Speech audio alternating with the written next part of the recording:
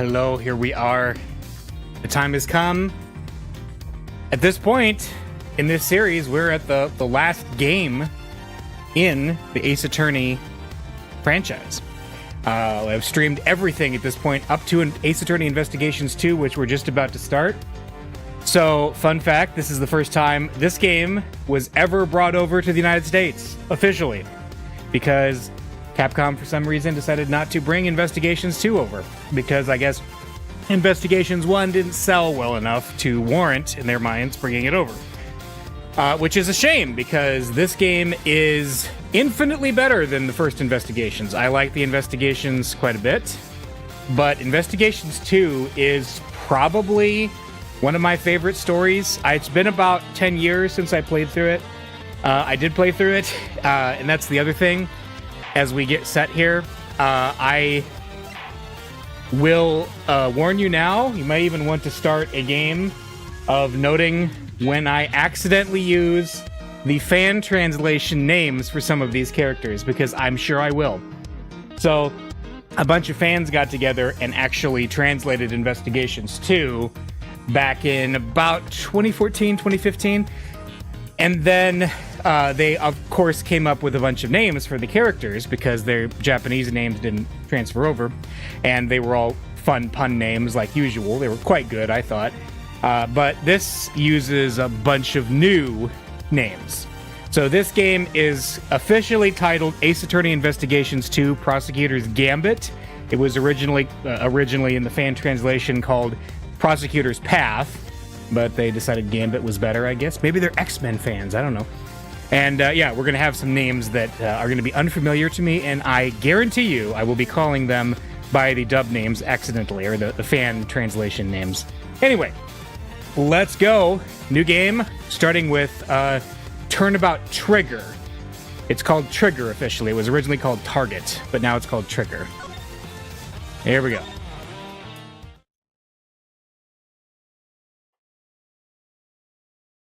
Episode 1, Turnabout Trigger. Here he comes! The presidential plane descends from the western skies, bringing a message of peace. It's making its final approach and lands right on Gourd Lake! It's a 3D model even, too. This is getting serious. Just listen to that crowd! Welcome, Zhengfa! Welcome, Mr. President! And now, sir, your audience awaits.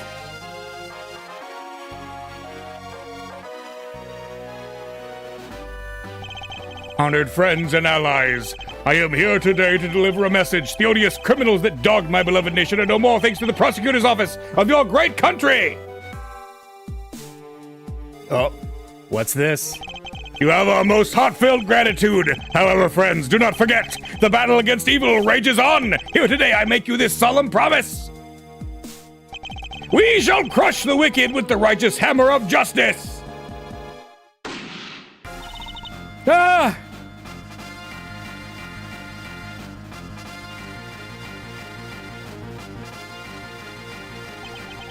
Call the prosecutor's office. Get Miles Edgeworth here right away. If anyone can solve this, he can. Time to get the coat on.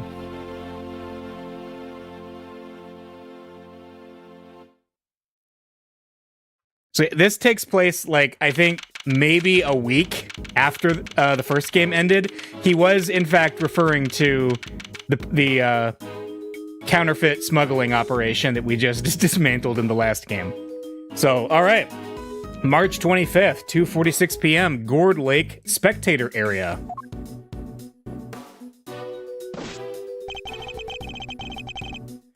The news must be halfway around the world already. After all, it's not every day an attempt is made on the life of a nation's president. My name is Miles Edgeworth, and I work as a prosecutor. I came as soon as I got the call. The moment the phone rang, I knew it was serious. Mr. Edgeworth? Thank goodness you're here, sir! Gee, who could this be? No need for police or an ambulance. We just need Edgeworth. I mean, that's just true in life, isn't it? Get me Miles Edgeworth. This is Dick Gumshoe, a detective with the local precinct. He's the one usually assigned to my cases. How is the president, detective? We still don't know, Mr. Edgeworth. The medics just boarded the plane a few minutes ago. I see. I hope he's all right. Then I suppose you'd better show me the scene of the crime instead. Right away, sir! Hey! I said hey! Yeah, you, Ruffles! Who's that? You're the prosecutor in charge of this here case, ain't ya? Want to give me your first impressions? Anything strike y'all as odd? No comment. Detective Gumshoe with me. Come on now, Mr. Prosecutor, don't be like that. Mr. Edgeworth, wait for me! Now, Detective, I'll need the facts of the case in as much detail as you can give me.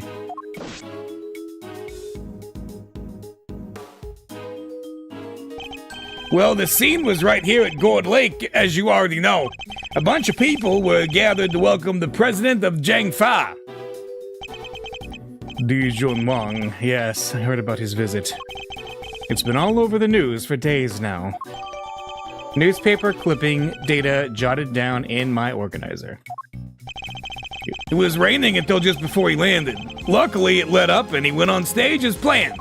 And then, smack dab in the middle of his speech, bang! A gun goes off and everybody runs for cover, terrified for their lives! Apparently. Apparently? Truth is, I only just showed up myself. I don't know a whole lot more than you do, sir. You were summoned on short notice as well? Sure was. Right in the middle of my day off! I was at the office taking advantage of the peace and quiet to prepare for my next case. And then the boss himself calls you to the scene. Never a dull moment, Mr. Edgeworth. The boss?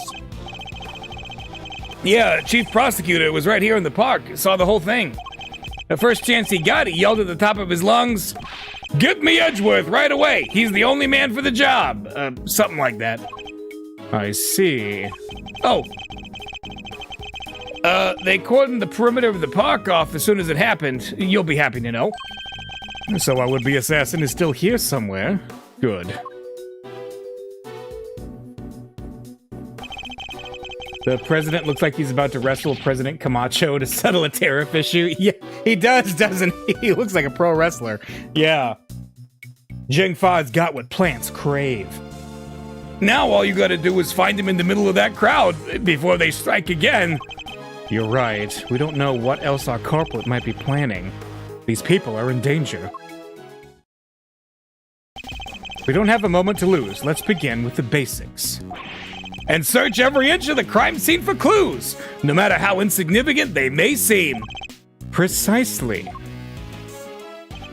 The president was shot at, which means a gun was involved. That's our first clue. Hey, we got some logic. All right, duly noted. Detective Gumshoe, how exactly was the security details surrounding the president's speech organized? Well, sir, our officers were mainly focused on securing the perimeter of the park. The president's people took charge of the rest. He has his own team of bodyguards. See those guys over there? Maybe we should ask them a few questions. If I want to talk with them, I'll need to walk over and press the spacebar. That's right, just like real life. Sir, the president's bodyguards are over there. So they are. Yes, alright. Can we look at anything else first? Hey! That looks a lot like a giant steel samurai floating in the lake. And this is Gourd Lake. Interesting. Sir, the president's bodyguards are in front of the plane! So they are. Edgeworth is just spacing out right now. Look, if this was only like a few days after, he was up all night with that whole incident at the embassy, so maybe cut him some slack. All right, we'll talk to the men in black here with fists on their lapels. Can I help you? You're one of the president's bodyguards, correct? Could you tell me how his security detail was arranged during his speech? 2 of our senior operatives were attached to the president. The rest secured the stage. This isn't our first rodeo. Anything suspicious in that crowd, and we would have spotted it right away. I see. So the president's security was tightly orchestrated for the duration of his speech. Alright, we got that as a clue. Let's investigate further. We should speak with other witnesses and continue to look over the crime scene. We can't afford to leave any stone unturned.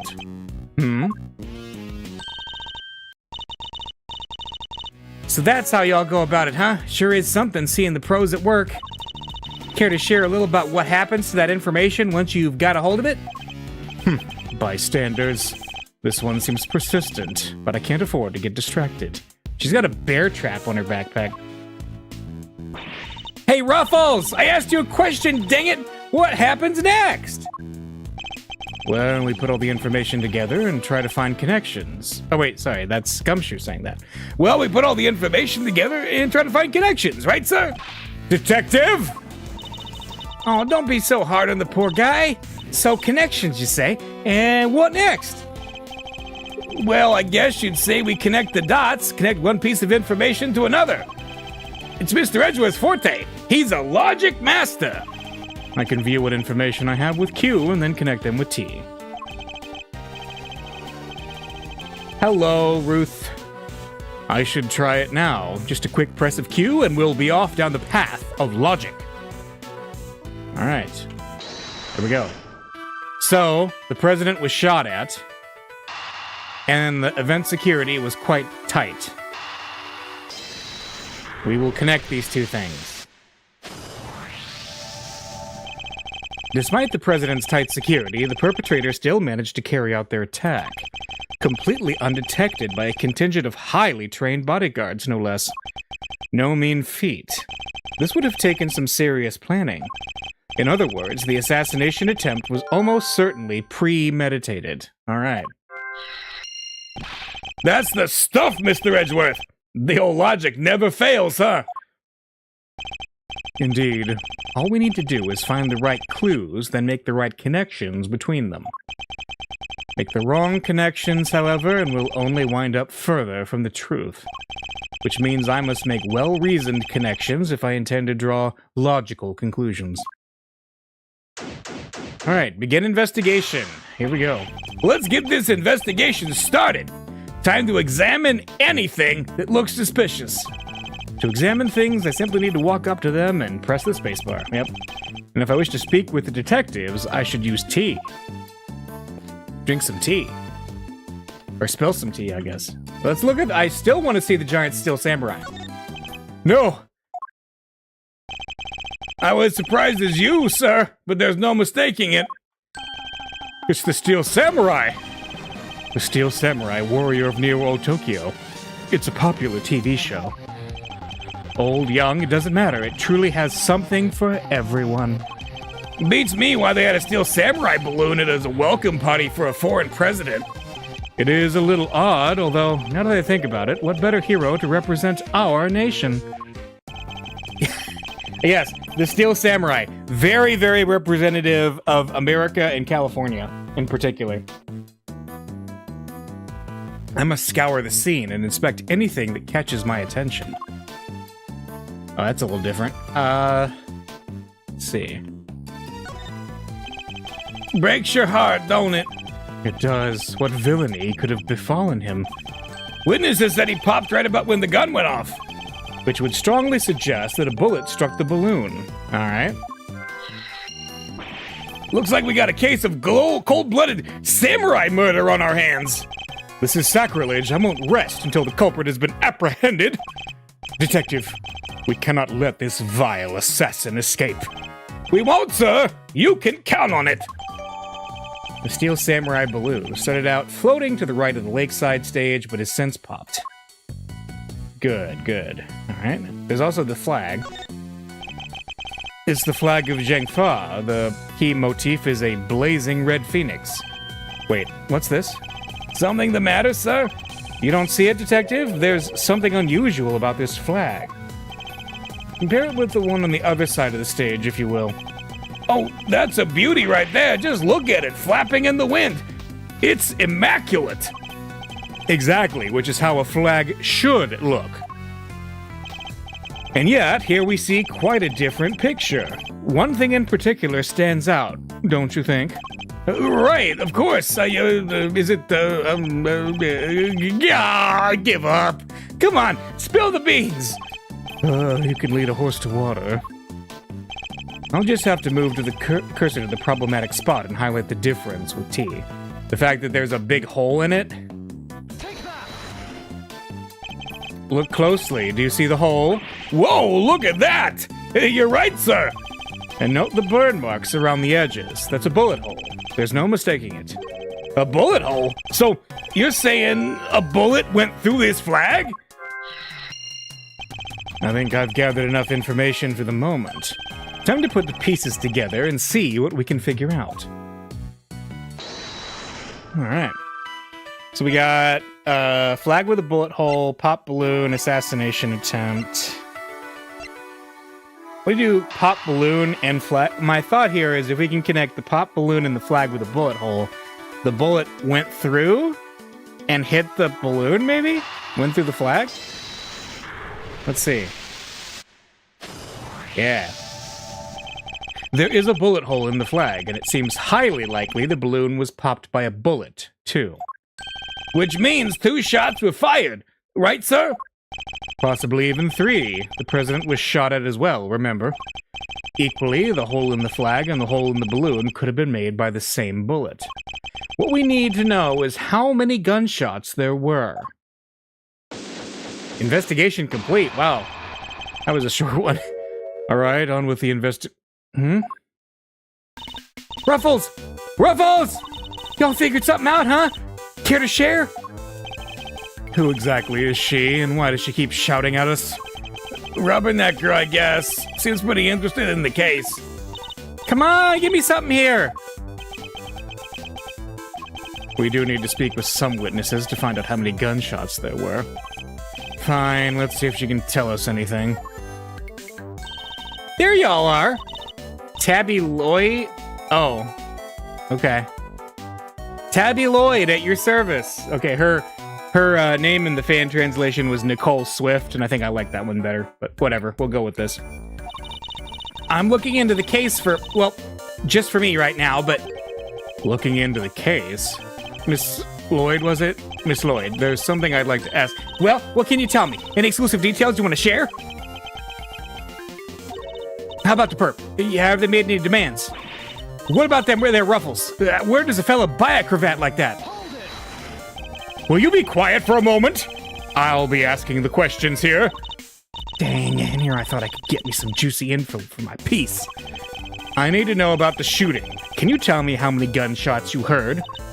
Why, I most certainly cannot. I beg your pardon? I can't just be handing out leads for free. That stuff's my livelihood. Oh, come on, don't hold out on us. We all gotta share sometimes. Me? Hold out on you? Well, if y'all are gonna be like that, I'll be moving right along. Good. Bye. Wait. Wait for what exactly, huh? Huh? If you got nothing for me, I'm gone. We're fresh out of moves here. Out of moves, huh? I wouldn't be so sure. What do you mean, Mr. Edgeworth? As you know, Detective, I like to play a little chess. And what does one do in chess when an opponent adopts a defensive position? Why, the board offers any number of options, but some are more effective than others. Sorry, sir, but this is all going way over my head. No matter how impenetrable an opponent's defense may seem, it can always be overcome. Watch and learn, Detective, as I shatter my opponent's resolve with the power of words. When attempting to draw out an entrenched opponent, one must employ certain tactics. Let us picture the board and see if we can anticipate our adversary's next move. Alright, so we're introducing a new mechanic in this game called Logic Chess. I think that's what it's called. In this. Now we must analyze the state of play. So Edgeworth has just taken us to his VR Mind Palace chessboard. Y'all ain't getting nothing out of me. Not until you give me something in return. Oh, the chess pieces are all 3D in this version. They were 2D in the original DS version.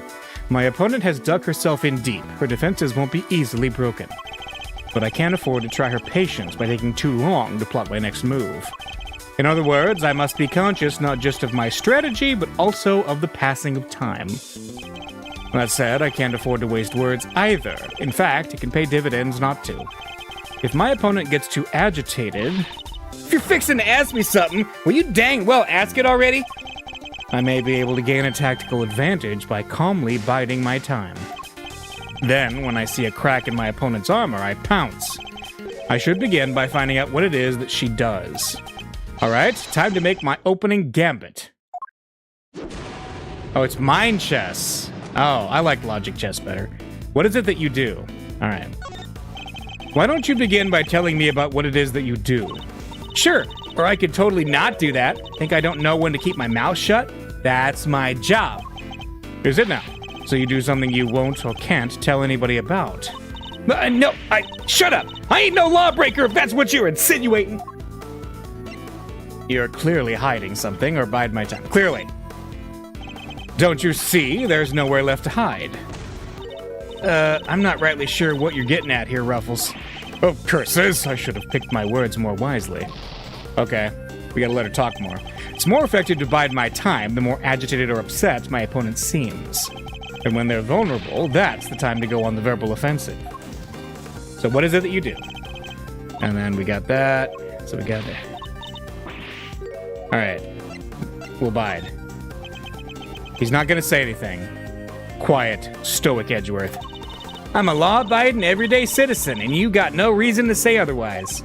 Forgive me, I meant nothing by it. If it's something you can't tell me about, I imagine it must be very important work indeed. Sure, I guess.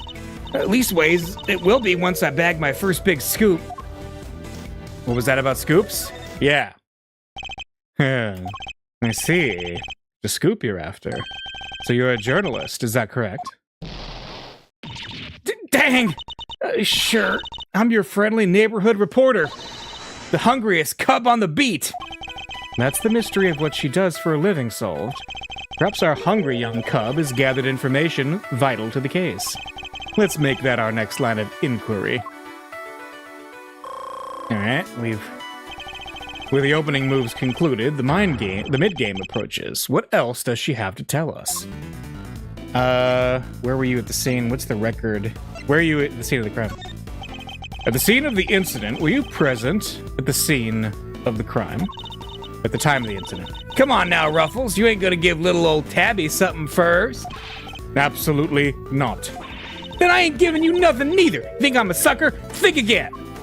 Bide my time. Yeah, hand it over, you're under arrest isn't great. Come on, this is my career we're talking about here. You gotta give me something. Sadly, the more you know, the more you might find yourself in danger. I ain't scared. I'm a pro. It takes more than the sound of a little gunfire to faze me. You heard gunfire, did you? You may be a pro, as you put it, but I'd say you are still a little wet behind the ears. You say you heard gunfire, which proves you were here at the time of the crime. Therefore, you must have seen something. Double dang. Fine. I was here. I saw it. Came to report on the big speech. Wound up reporting on a shooting. And you won't get no more out of me than that. I'm done with your tricks, Ruffles.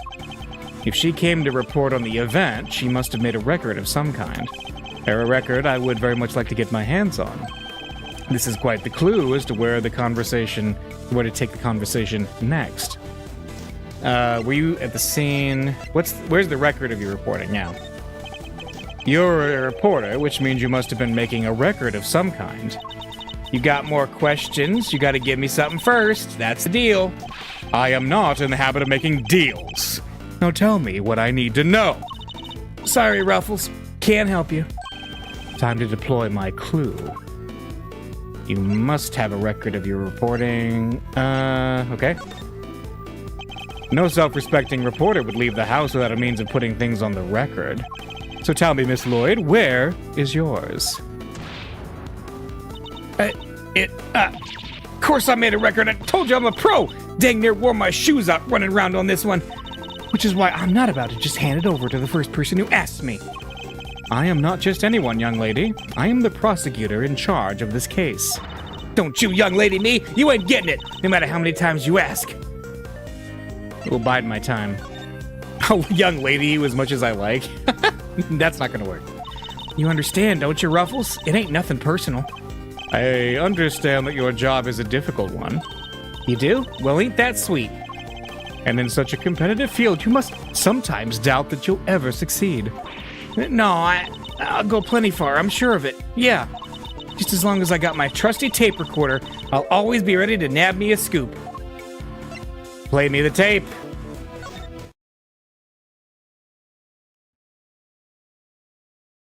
Intriguing.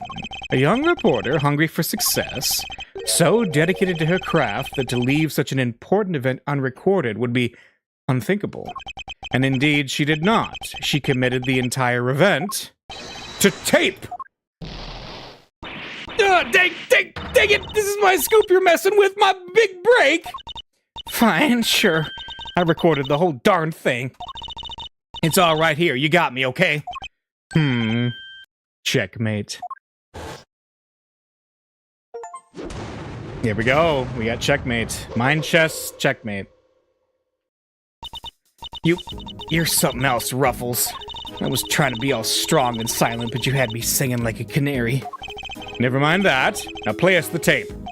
This should finally tell us how many shots were fired. Fine, you can hear it, but I got conditions.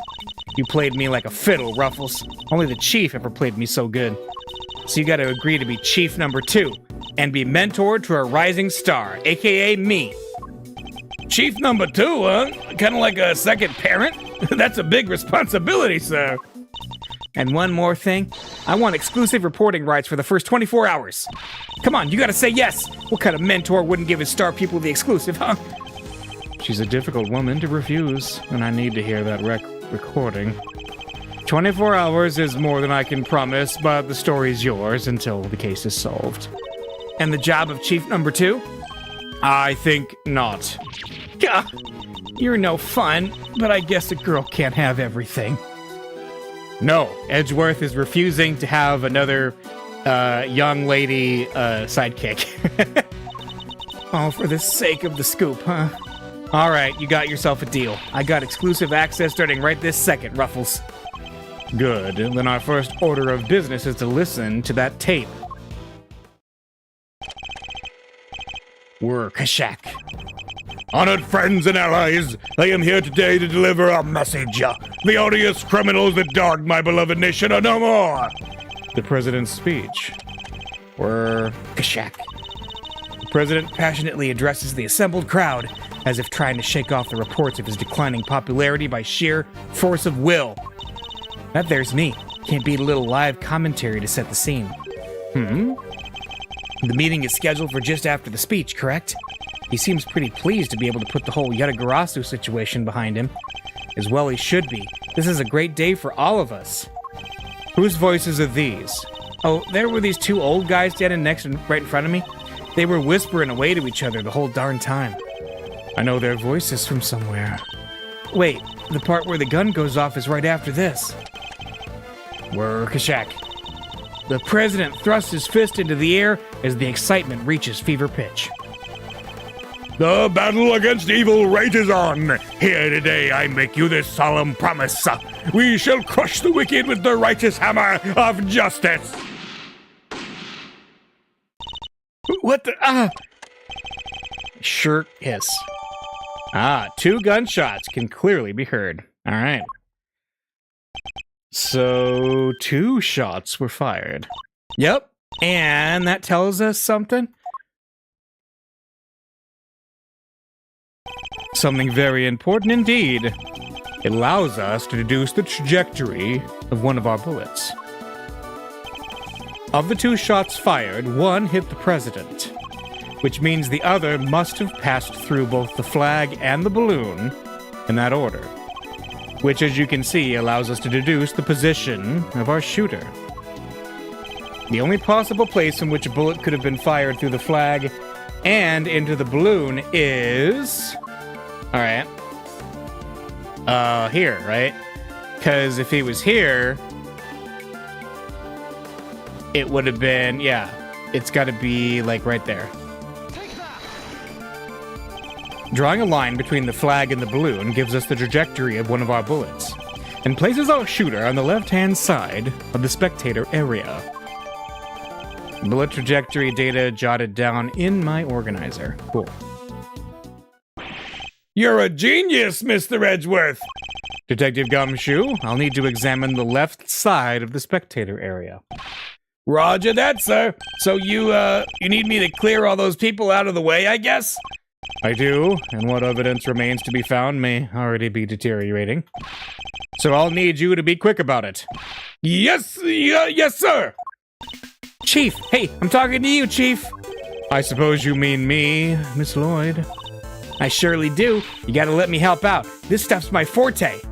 I'm the best crowd herder you ever did see. I'll prod, pummel, and push him wherever you like. A very kind offer, but I think a less hands-on approach might be preferable. Also, about this chief business, I am nobody's chief. Whatever you say, Mr. Edgeworth, sir. Your wish is my command. I somehow doubt that. Chief Edgeworth.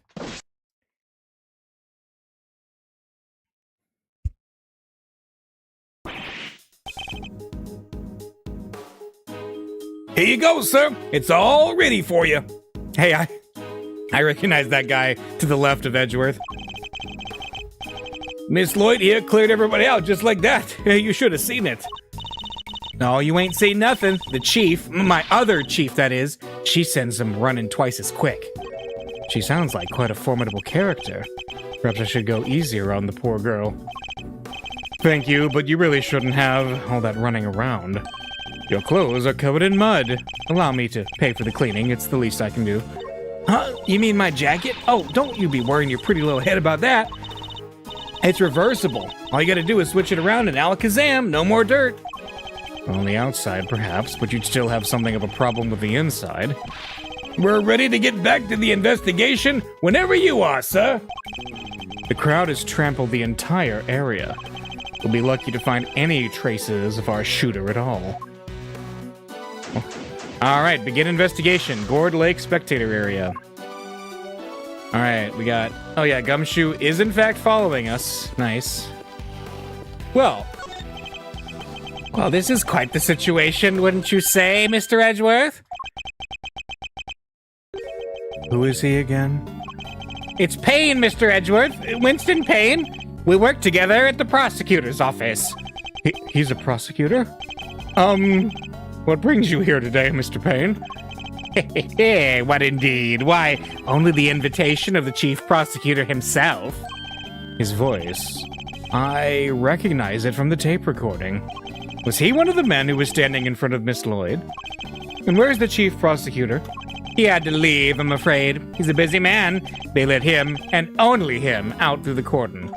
So he had me summoned on short notice and then left before I even showed up? Rude. Thanks, Payne. I like the running gag. He doesn't even know who he is. This wooden sign looks almost brand new. I imagine it was placed here recently. What's it say? 50 yards to the Gordy Museum and 70 yards to the... never mind. What's the matter, detective? Just read it, will you? 70 yards to the boathouse. It feels like a million years since that whole sorry affair unfolded. Fond memories, detective. Yeah, fond memories, sir. Ah, yes. I got an achievement for that. Yes, the boathouse, where only good things happened. But, that was, thankfully, almost Christmas when all that went down. You even gotta pick through the trash yourself? The prosecutor's life ain't easy, huh? Detective Gumshoe? Right away, sir! The faithful detective scrabbles through the garbage as the prosecutor looks on, his hands unblemished. Let's see now. Come to Papa, little treasures! Is he enjoying himself? Bingo! A popsicle stick! Gotta love the jokes they put on these. Detective? Sorry, sir. Relevant evidence. Huh? I think we got something. Good work, Detective. Let's take a closer look, shall we? By examining a piece of evidence from all angles, we can uncover hidden details. We sure can. Just tell me which way you want it, sir. We can rotate the item with the number keys. If you want, I can move it closer or farther away, too. I can use Q to examine an object up close and E to move out for the bigger picture. And when you spot something, just say the word. I can point out suspicious areas with the cursor. Right. I've got it. All right, let's see what we can discover. I do like that Edgeworth was just like, no, I ain't touching that garbage. Gumshoe, go do it. Let's see. Gumshoe strikes me as an accomplished dumpster diver for a variety of reasons. Well, let's look in the top of the bag here. Oh! This is a document of some kind. Wait a minute, what does it say? Lead Rook, second Knight. Less cover for Lakeside now. Eyes on this area. Rook repositioned in light of Knight's injury. Knight to immediately escort President to plane in case of emergency. Stay frosty. We know who might be in the audience. We know who. Who might that be? What are we looking at here? Presidential security plan? It's a diagram of the president's security arrangements. It shows how the president's bodyguards were positioned. It even has his people's names on it. Rook and Knight. They're Rook and Knight.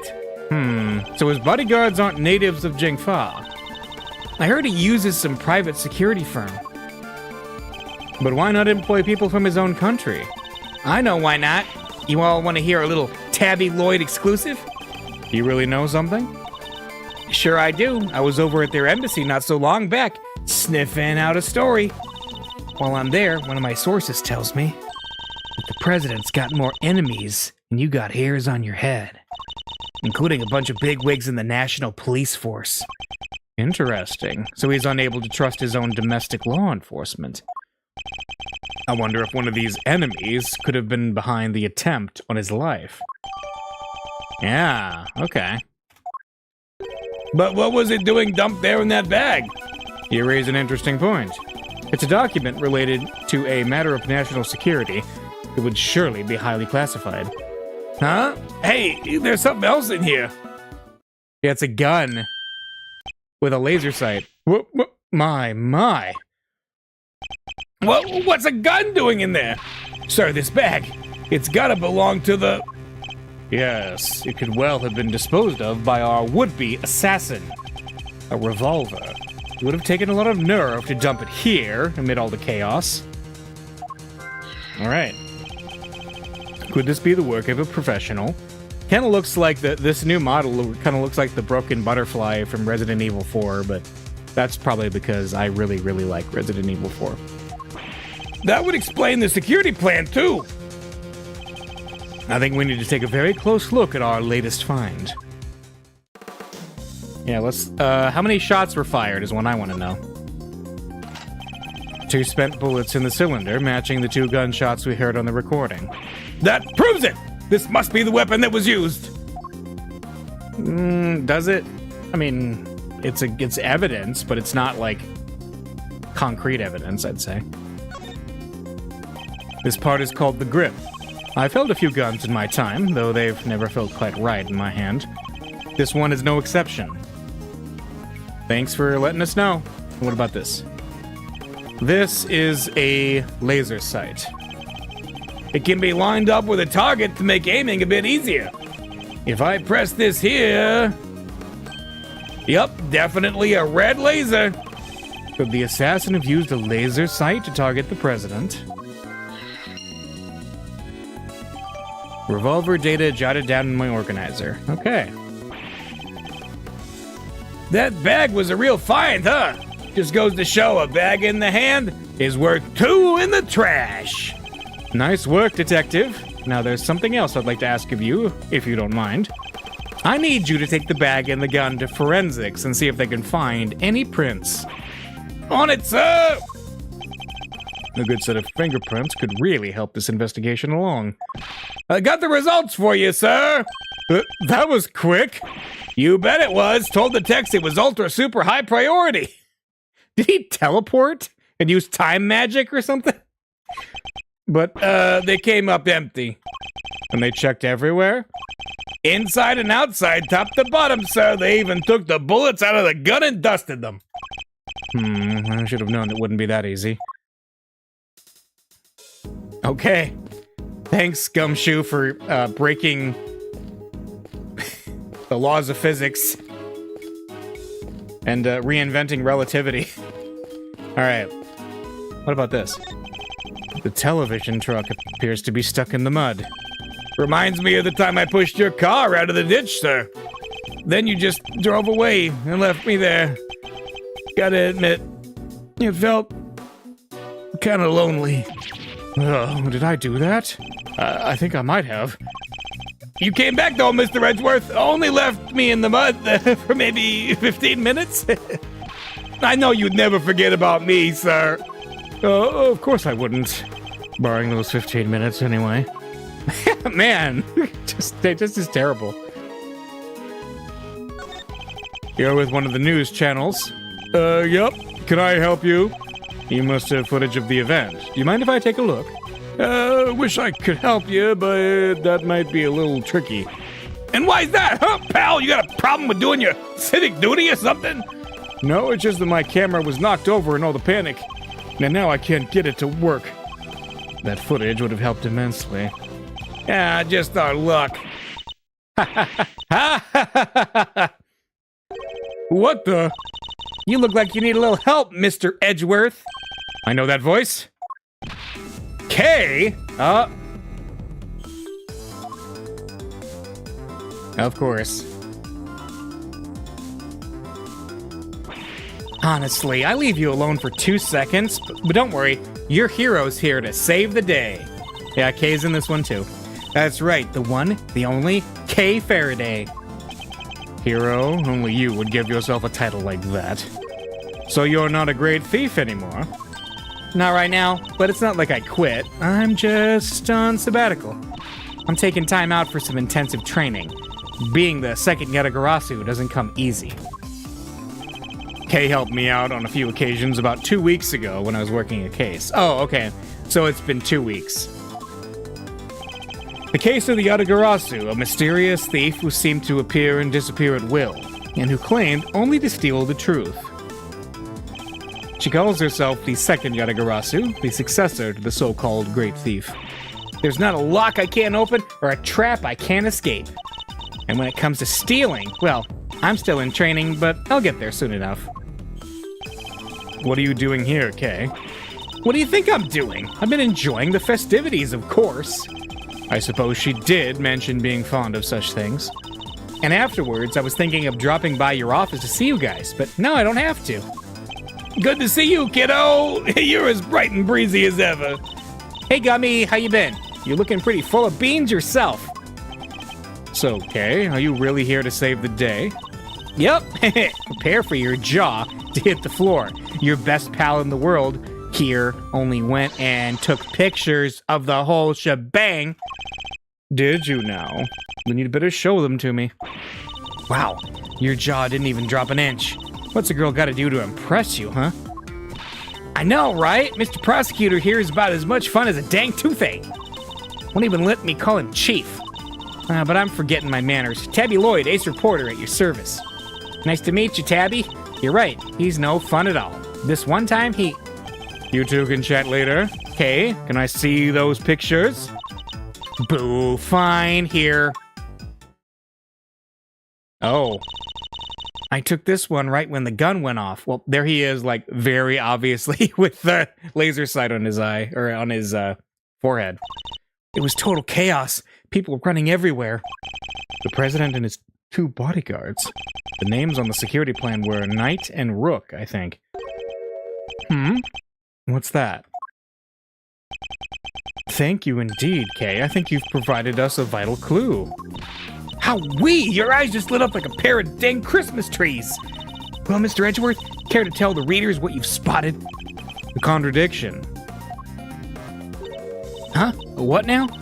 I don't see nothing strange. Allow me to show you. This picture shows the moment of the incident, but another piece of evidence shows something different.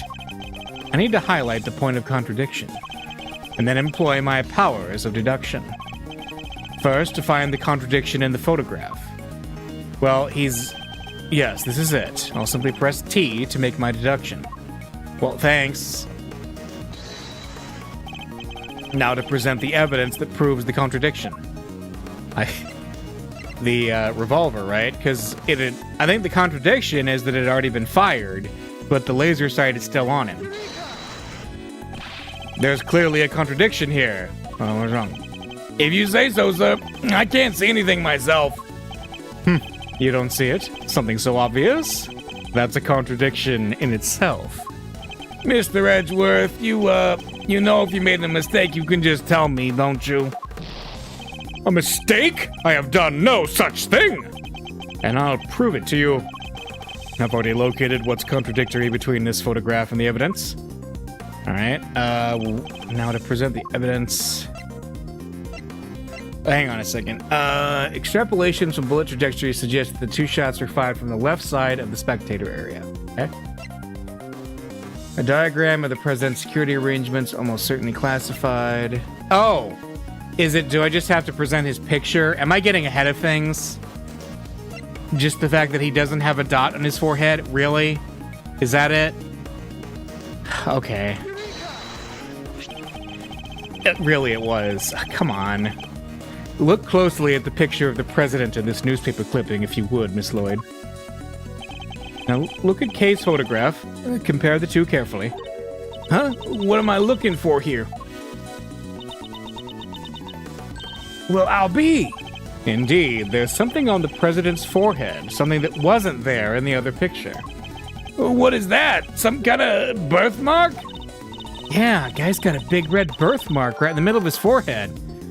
Come on, really? I have to figure this out? Okay.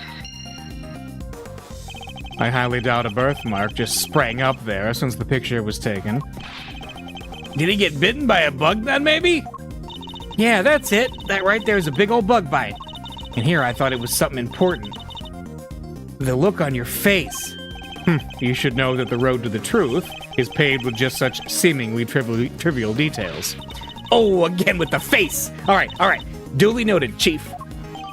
Case photograph data jotted down in my organizer. Yeah, first case. I know. All right, can we just go ahead and deal with this?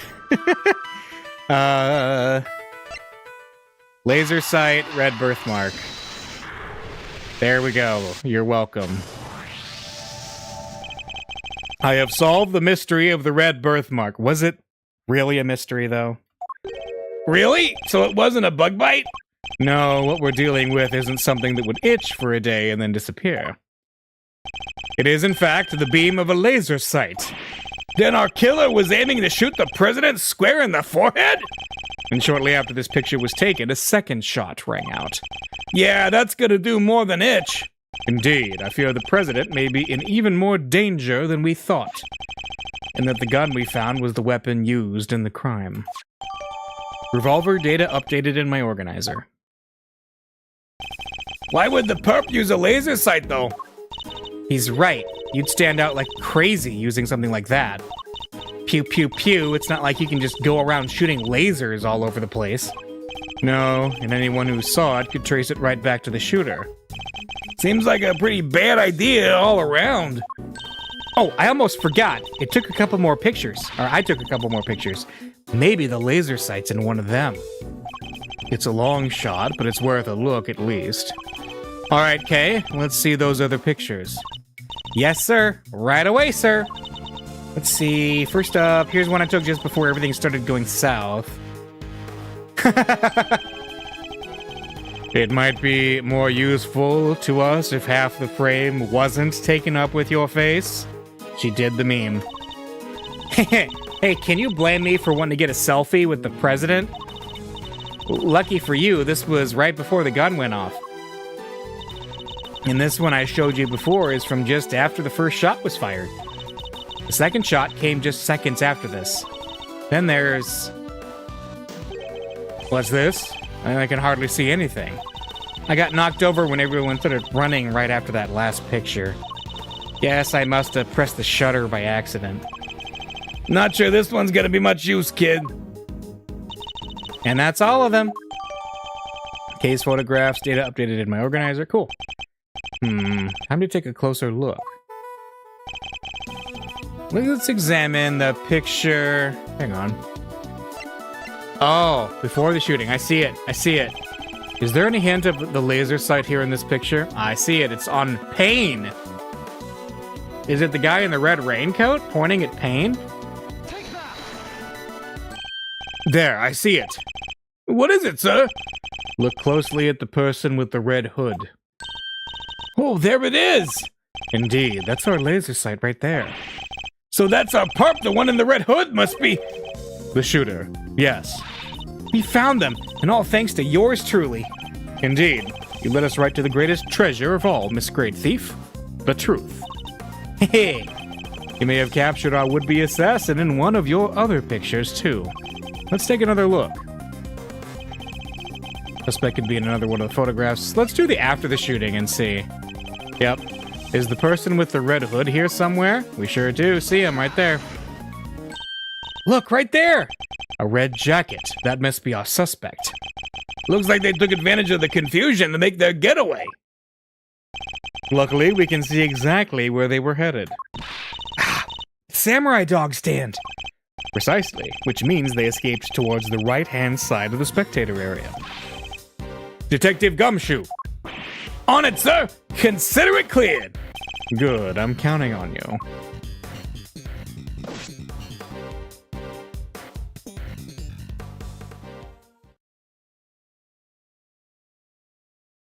Oh no, it's Deadly Premonition. Shoot, what was he called in Deadly Premonition? I don't remember. The Raincoat Killer, wasn't it? We have you now, my little Red Riding Hood. He went to the samurai dog stand, meaning the culprit is Larry. No, not. We just saw him a couple weeks ago. The entire park is cordoned off, and we know which way you went. Now it's simply a matter of hunting you down.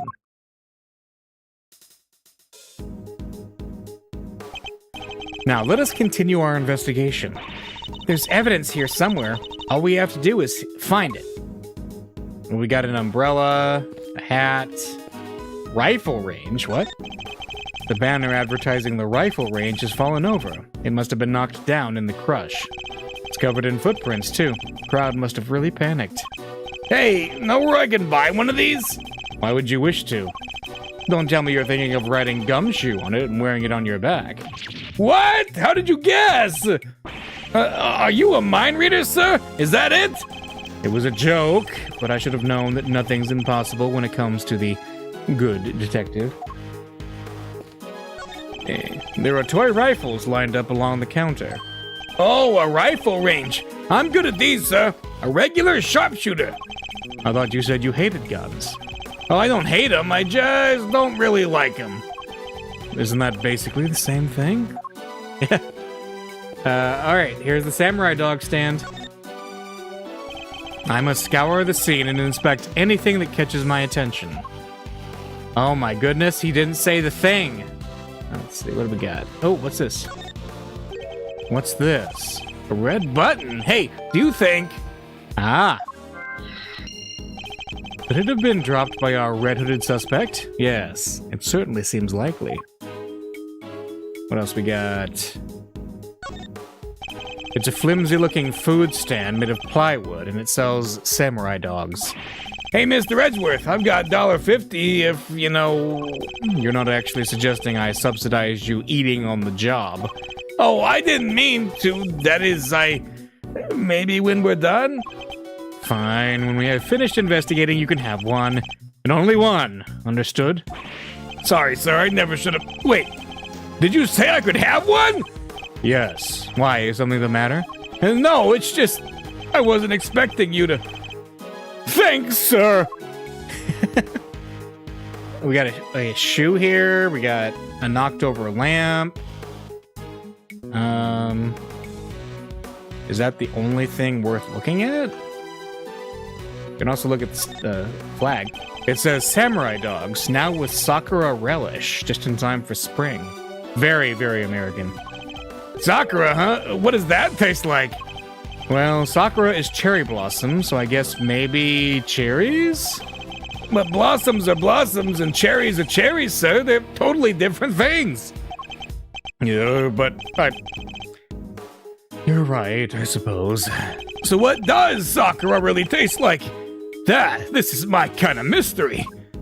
Of course it is. Is that it? Is that everything? I think. Oh, wait. Here we go. The puddle reflects the clear blue sky. All that remains of the rain. You're a regular poet, sir. Very funny, detective. How would you describe it then? Let's see, a pool of water left behind after a real heavy downpour. Just like I get left behind after a really heavy dose of Mr. Edgeworth's logic. I would say don't give up on your day job, but it seems you don't even have that down, detective. What's this? There's something red down there. Detective Gumshoe, can you see what that is under the stand, please? There's something down here, all right. Let's see. A red raincoat. This must be the one the suspect was wearing. They must have taken it off and hidden it under there before they made their escape. Red raincoat. Cool. Alright. Let's look at it. There's nothing unusual about the left sleeve. Nope, it's not inside out and the button's still attached. It seems entirely too neat to have been removed in a hurry and thrown on the ground. What about the other sleeve? The sleeve, it's inside out. The button is missing too. So does that mean it was removed in a hurry? Probably. I think we have some logicking to do. So let's move toward that.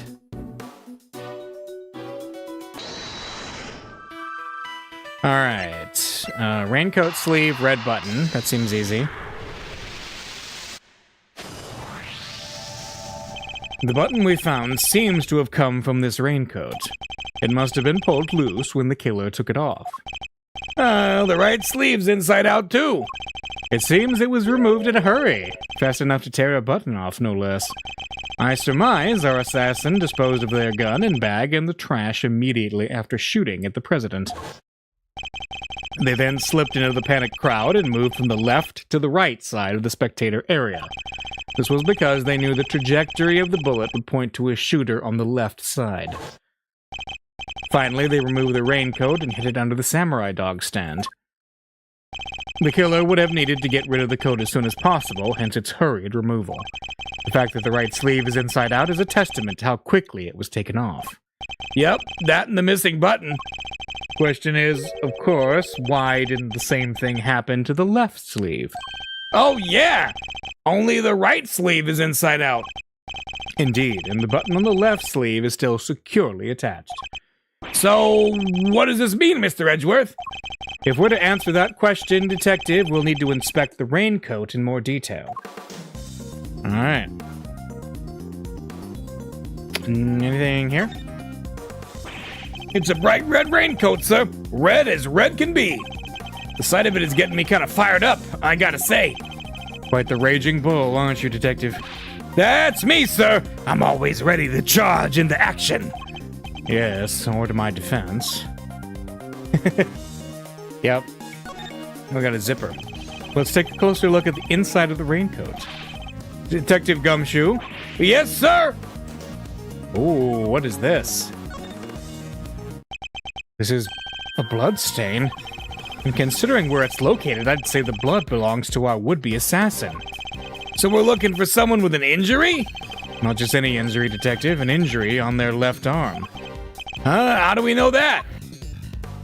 It's simple. The right sleeve is inside out, suggesting that the suspect removed the raincoat in a hurry.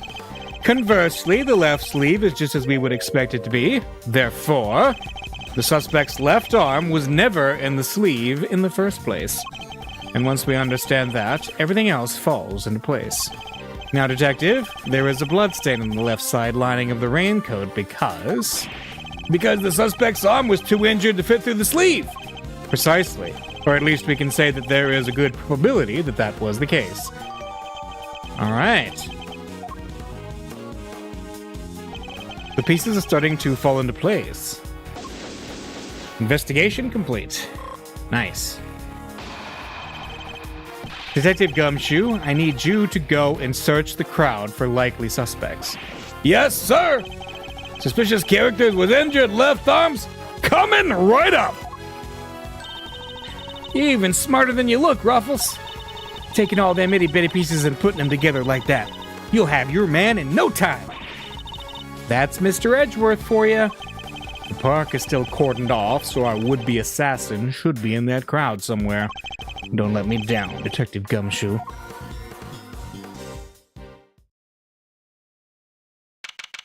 March 25th, 3:27 p.m., Gourd Lake, Spectator area. Mr. Edgeworth, we found someone who fits the bill perfectly, sir. Way to nab the assassin, Gummy. Hold on, Kay. It's a little soon to be jumping to conclusions. For the moment, they're a person of interest and nothing more. Understood? Okay, no jumping. But he's our shooter, sir. I am sure of it. He's the guy who tried to take out the president. In broad daylight, surrounded by a crowd of witnesses. This is no ordinary assassin. Bring him over here, Detective. Carefully. Yes, sir. Come on, boys. You heard Mr. Edgeworth. Huh.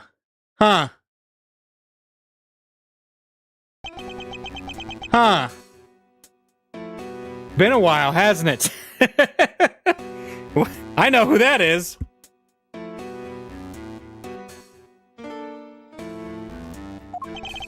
No umbrella and a bandage on his left arm.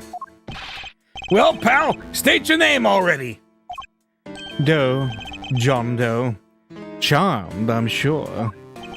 John Doe? Not a name you often hear in real life. That's correct. I know this man from somewhere, I'm sure of it. And you are Prosecutor Edgeworth. You know my name? Of course, I have been following the day's developments with some interest. Now, perhaps you'd care to explain why you've asked to speak with me. As you've been following our investigation, you're no doubt aware of who we're looking for. So let me ask you, do you recognize this raincoat by any chance? Forgive me, but I'm afraid I do not. I see. Well, I believe its owner to be the would-be assassin we're seeking. My, well, isn't that just shocking? And this same would-be assassin happens to have an injured left arm. Just like you. There's no way this guy could be the killer. Yeah. All I can tell you is that I had nothing to do with this unfortunate affair. The two adversaries stare each other down, their eyes like deadly lasers. Care to tell the readers what happens next? A showdown, that's what! A battle of wits! A battle of words! Dare I let him explain any further what he thinks this upcoming battle will entail? So, it basically saying, do we want a tutorial on cross-examinations? Come on, no, we don't need that. Detective Gumshoe, if you've quite finished leaking my professional strategies to the press. Yes, sir! Sorry, sir. Thanks a bunch, you big old grouch. As if it would have done any harm. Here we go. Doe's deposition. I can understand why whoever wore this raincoat would be of interest to you. But you have no proof that this person is injured as you claim. My left arm may be injured, but I can still use my right. When it started raining, I simply opened my umbrella. No raincoat required. So you contend that you were not wearing a raincoat, is that correct? It is. And is that so strange? Not everyone wears one, after all. I happen to prefer an umbrella. Team Raincoat over here, they're perfect for when a girl really needs to move. Heck, I don't use neither. Come rain, sleet, snow, or shine, it's my trusty parka every time. Not exactly the line of inquiry I was hoping to pursue. So you see, I am not your would-be killer. And I'm not in the habit of making baseless accusations, Mr. Doe. Please, I am just a simple ice cream Oh. Forgive me, my wound seems to have begun bleeding again in all of the excitement. The owner of the raincoat is definitely our assassin, and said owner also has an injured left arm. I'm on to you, Mr. Doe. It's only a matter of time. Alright, here we go. Rebuttal. Understand why we wore the raincoat. Okay. So you admit that whoever wore the raincoat is a person of interest? I know they are. I was able to follow most of your investigation from the spectator area. One never thinks one could get caught up in such an awful thing as an assassination. But you have no proof that this person is injured as you claim. So you'd like to see some proof that the owner of the raincoat has an injury? I would certainly expect such a renowned prosecutor to have some. I still don't understand how you know who I am. Come on, Mr. Edgeworth, you're famous! He probably read about you in the newspaper. I have also been observing you and your work, lest you forget. I don't believe a word he says. If I can prove he's lying, we'd be one step closer to apprehending our shooter. Alright. Left arm. That looks like quite a serious injury, Mr. Doe. How long ago did it happen, exactly? Oh, not long. That's all you're going to say on the subject? Well, it certainly made serving ice cream more difficult. And stopped me from holding my umbrella while I work. I like that his ice cream, like, rolls back and forth. When it started raining, I simply opened my umbrella. No raincoat required. And yet, you don't seem to have an umbrella on you at the moment. Didn't the rain stop only a short while ago, just before the shooting? It did indeed, I remember, because I was suddenly inundated with customers. That was less than an hour ago. Are you trying to tell me you lost your umbrella in that short of a span of time? Yes, that is exactly what I am trying to tell you. After all, it only takes a moment for someone to steal an umbrella, especially in a crowd of that size. That's entirely possible, I suppose. I had my umbrella when it was raining, Mr. Edgeworth. That is a fact. And then he lost that umbrella to the crowd, huh? Guess it's just one of those things. I suppose you're going to tell me that his wound reopening is just one of those things, too? Well, it kind of is, no? The assassin's left arm is injured. Oh, there it is again. As is Mr. Doe's. Why, it's even bleeding as we speak. You're right! That is pretty suspicious! Nonetheless, we need to find something concrete that will link Mr. Doe to the crime. I should press E to open my organizer and look over the evidence again. Right, okay. Whoever wore the raincoat. You have no proof that this person is injured as you claim. What, do I not have proof that he's injured? Hang on. Well, maybe I don't. Right now. Because... yeah, that's not really proof. My left arm may be injured, but I can still use my right. When it started raining, I simply opened my umbrella. No raincoat required. Okay. The person who was wearing it must have had an injured left arm. Alright. So, let's think here. What... let me see. What do we got?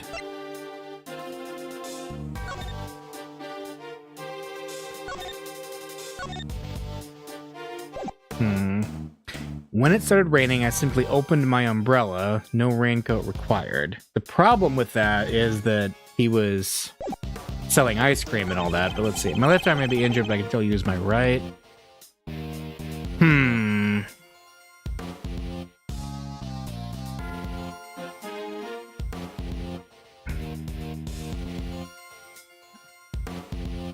Yeah? Let's see. We have no proof that this person is injured as you claim. Wait, that's it. You have no proof that this person is injured as you claim. We do, though, because the red raincoat... there we go, cool. the red raincoat has blood stains in the inside of it. And he maybe didn't realize that. Okay, we got him. You seem like a careful man, Mr. Doe. But not quite careful enough. After all, you left something behind. Something of vital importance.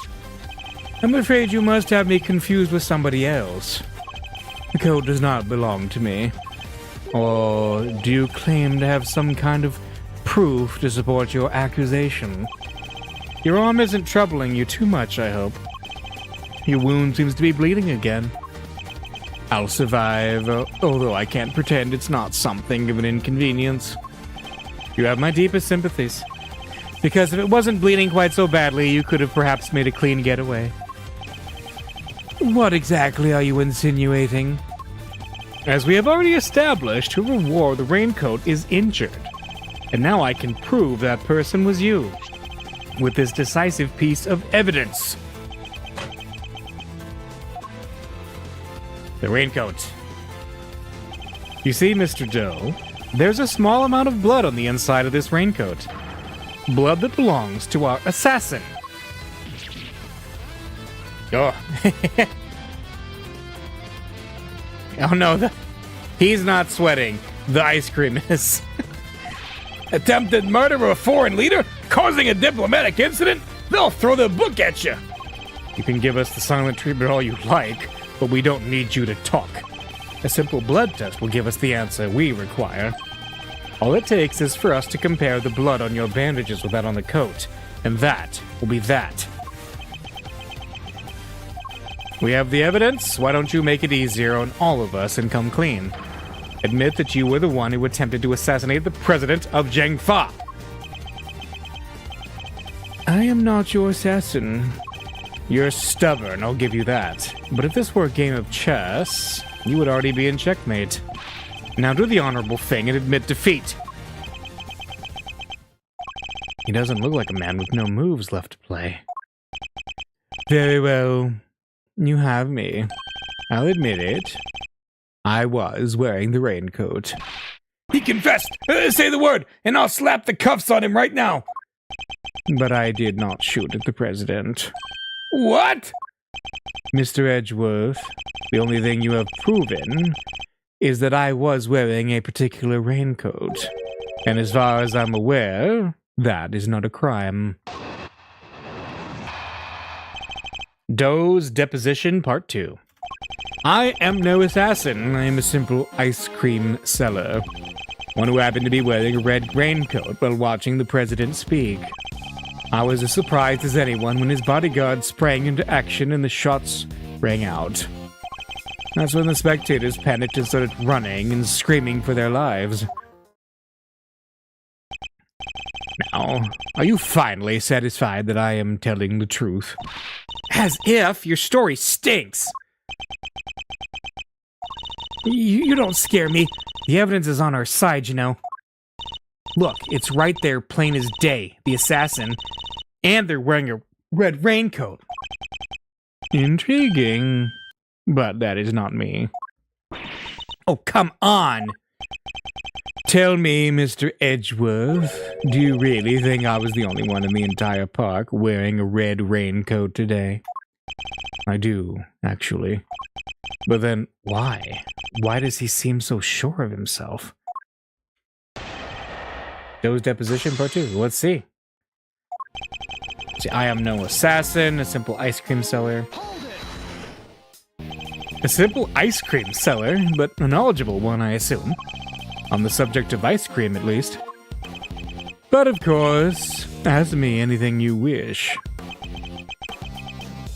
I don't know the first thing about ice cream. You know what the, most important thing about making ice cream is, of course?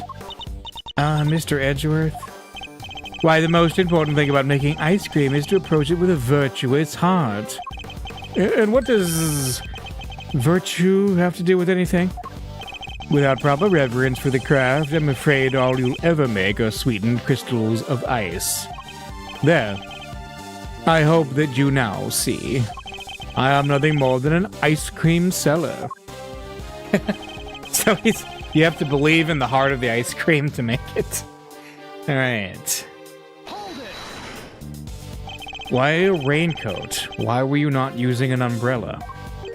Is that so strange? It was a rainy morning. Most people were wearing a jacket of some kind.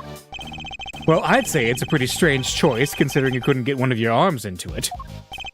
And better that than have one of my arms occupied by an umbrella. I had ice cream to serve, after all. Then why go to such lengths to avoid testifying to that effect in the first place? Forgive me, I simply hadn't remembered until now. It's been an eventful day, after all. Eventful? Well, I hardly know what else to call it, Mr. Edgeworth. The president of Zhengfa was shot at. Alright, I was surprised when his bodyguard sprang into action. So you saw the bodyguards move before you heard the gunshots? Yes, if I recall correctly, they moved first. At least, the one on the left did. You're rather observant, Mr. Doe. I am blessed with keen eyes. The names of the bodyguards were written in the top left corner of the security plan, and the one on the left was Rook. That's correct, Bastion Rook, I believe. I expect he noticed the light from a laser sight. Why does he know the name? The man is no amateur. Mr. Doe knows a little too much about the business of being a bodyguard for my liking. I'd say our friend here is no amateur either. I'd like you to append what you just said to your testimony, if you don't mind. As you wish. The bodyguard on the left, Bastion Rook was especially quick to respond. How did he know that? Let's press. So the bodyguard on the left was the first to move? And by the smallest fraction, yes. He reacted admirably swiftly. His name was Bastion Rook, did you say? It appears you've assessed the situation quite astutely. No more so than anybody else, I'm sure. He's good. He didn't even flinch. And that's when the spectators panicked and started running and screaming. So you yourself didn't start running and screaming? I was hardly in a position to. Oh yeah? And what position were you in? One of extreme pain. Somebody bumped right into my wounded arm. Hard. It was excruciating. I thought my eyes would pop out of my head. Yeah? Well, they clearly didn't.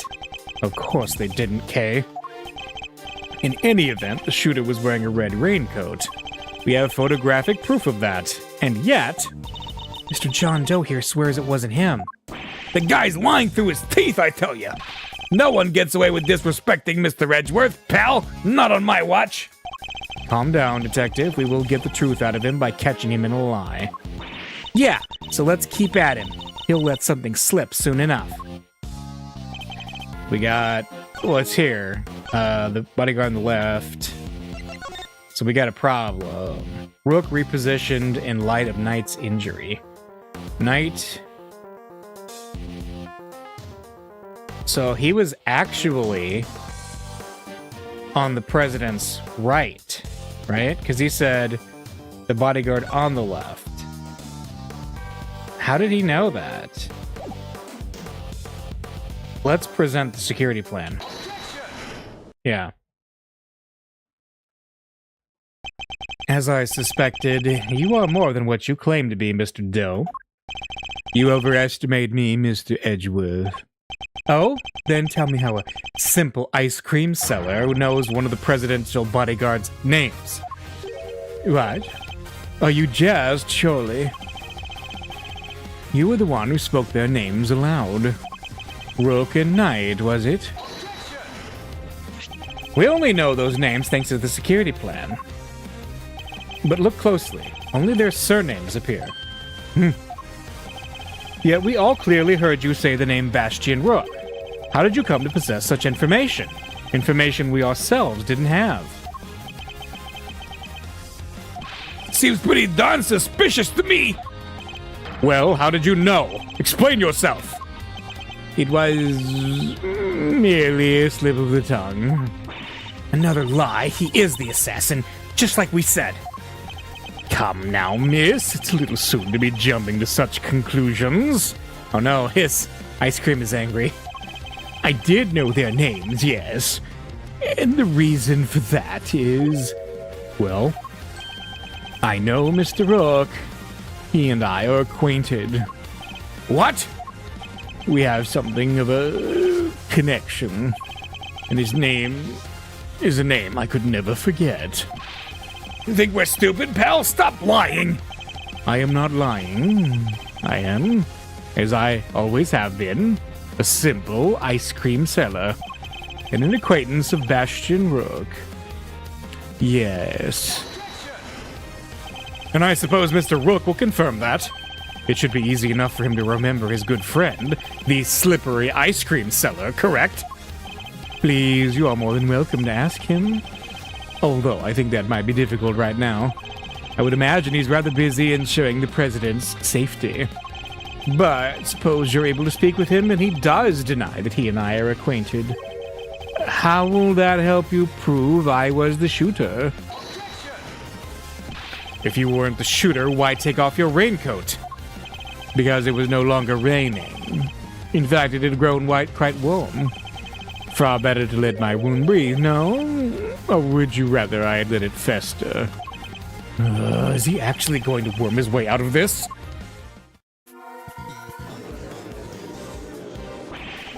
What are you waiting for, Mr. Edgeworth? Hurry up and arrest that man! He's clearly guilty. If I were you, he'd be in jail already. You might be willing to arrest a man without sufficient proof, but I'm not. No, come on, Mr. Edgeworth. There's got to be something you can do. Shocking scenes here, as the culprit seems all but certain to escape justice.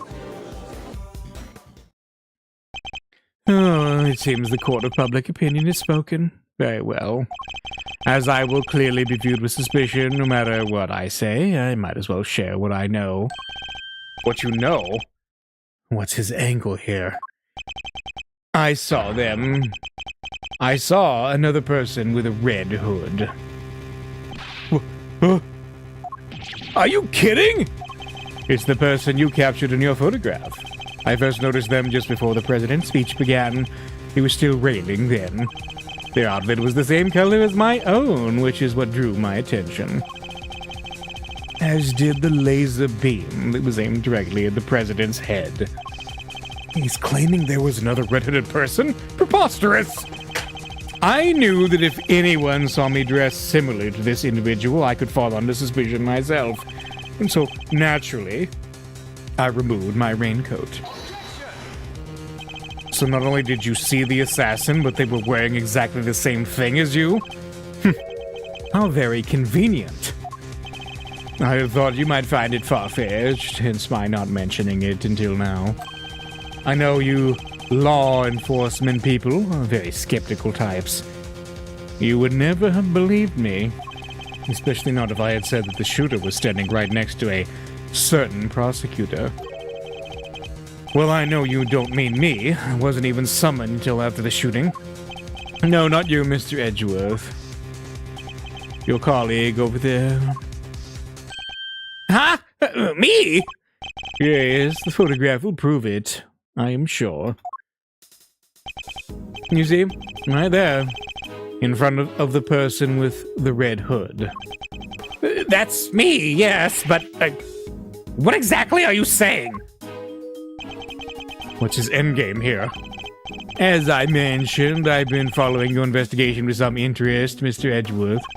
And while pondering the details, I noticed something strange. Strange? What exactly?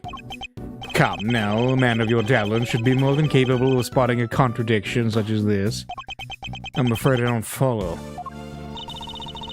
The picture shows the chief prosecutor, Mr. Payne, and the shooter. But there's nothing weird about that, is there? Think carefully. This picture was taken right in the middle of the president's speech. One of the other pieces of evidence you've gathered is inconsistent with what we see here. What is Mr. Doe talking about? Each piece of evidence is inconsistent with what's in the picture. Hang on. He's in the left side, so that's fine. Um...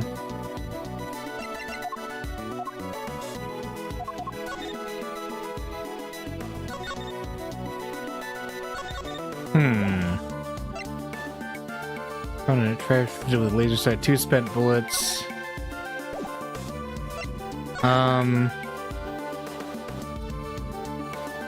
Less cover for lakeside now. Eyes on this area.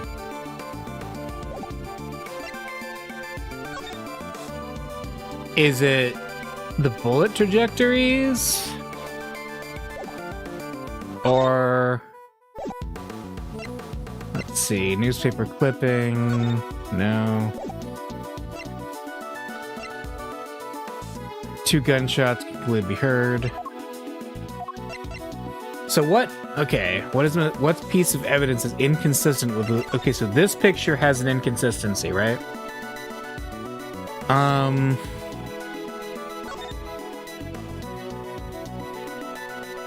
Let's see, it's not this, is it? The fact that the gun, it's on his forehead? I don't know.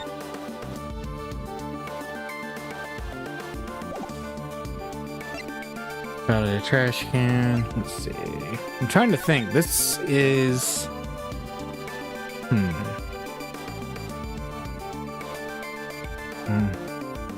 Okay. The 2 shooters should have fired from the left side of the spectators area.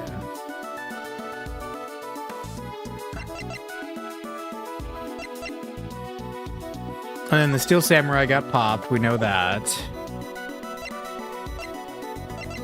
And yeah, we got the raincoat, which I don't think is the evidence. Is it the bullet trajectory that's the problem?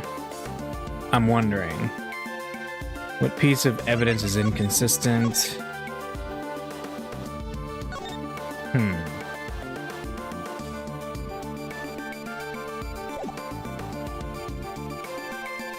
Well, let's try it. Let's see.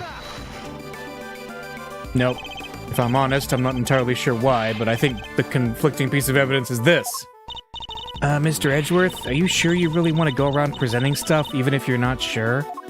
I don't know if this is such a good idea, sir. Fine. I withdraw the evidence. I think it's a little too late for that, don't you? It's never too late. Alright, that's not it. Alright. The picture shows Mr. Payne, the chief prosecutor, and the suspect in the red coat. Got it. The president is in the middle of his speech here. I need to think carefully about this moment in time. The president's in the middle of his speech. Alright. Friends, I'm going to deliver a message.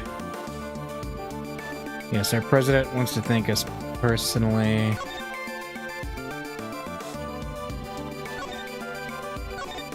So it's not the tape, right? I don't think so.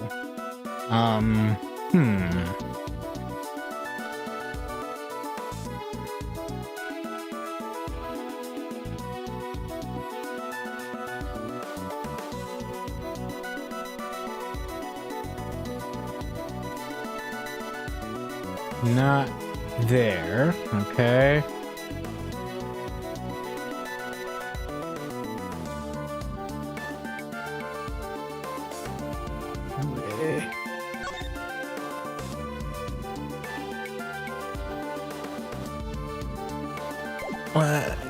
Is it the tape? Is the tape the problem? Because she's got Payne and the chief prosecutor talking.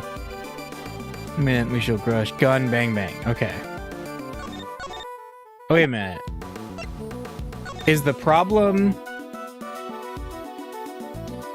Oh. Is the problem that to catch them, she should be in the picture too and she's not? Is that the contradiction? That Tabby Lloyd should be there? That might be. Let's present this and see. Okay. Yep. Oh, of course. The tape. It contradicts the photograph. Ah. So you have noticed at last. What's he going on about, Mr. Edgeworth? Someone's missing. Someone who should be here. Huh? But who? Ah, it is. Okay. Who indeed? The person who's missing from this photograph is... Yep, Debbie Lloyd. Huh? Miss Lloyd? How do you figure that? Mr. Payne's voice can clearly be heard on Miss Lloyd's tape. Considering that he was conducting a private conversation with the chief prosecutor... Oh, there was these two older guys standing right in front of me? Yeah, they were whispering away to each other the whole darn time. Yep. She must have been very close indeed to capture it on tape. You're right, but she's not in the picture. Precisely. Well, Mr. Edgeworth, do you still believe that you have been hounding the right person? Ugh. Miss Lloyd, would you mind answering a few questions? Whoa, y'all are fixing to put me under the microscope now? All right, sure. Knock yourselves out. I got nothing to hide. Oh, we're going into... Okay. Miss Lloyd's testimony. It ain't like I was standing still the whole time. No, I was running all over, roving reporter style, and that was a big old crowd. Guess the picture must have been taken while I was in one spot, and the tapes from when I was in another. So quit giving me the evil eye. Ain't nothing but a misunderstanding. There's no doubt about the voices on the tape. That was Mr. Payne and the chief prosecutor, I'm certain of it. Tabby wouldn't lie to us. I know she wouldn't.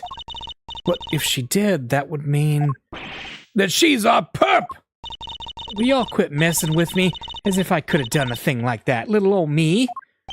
I might be inclined to believe you, if your testimony didn't contain a glaring inconsistency. It does.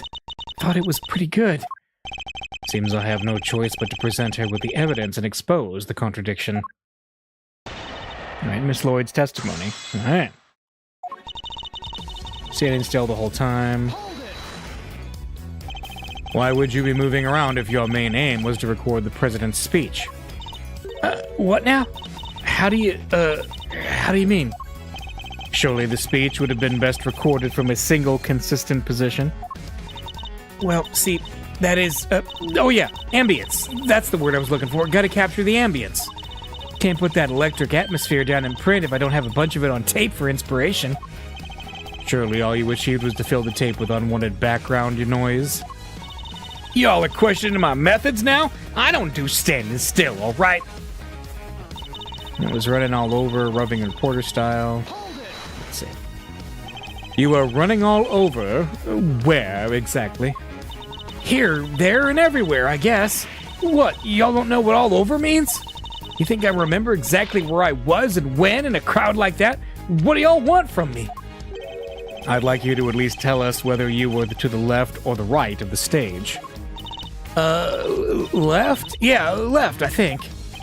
The suspect in the picture was on the left-hand side, too. Coincidence? Alright. I guess the picture must have been taken while I was in one spot and the tapes from when I was in another. No, that's not true, because the tape records the gunshots. But let's keep pressing. So the fact that you are not in the picture is to be expected. Is that what you're trying to tell us? It surely is. I caught your pals, the prosecutors, on tape while I was in one part of the crowd, and then that picture was snapped while I was off someplace else. Look at it that way, and it all makes perfect sense. Your assertion, then, is that the picture and your recording were taken at different points in the speech? Yup.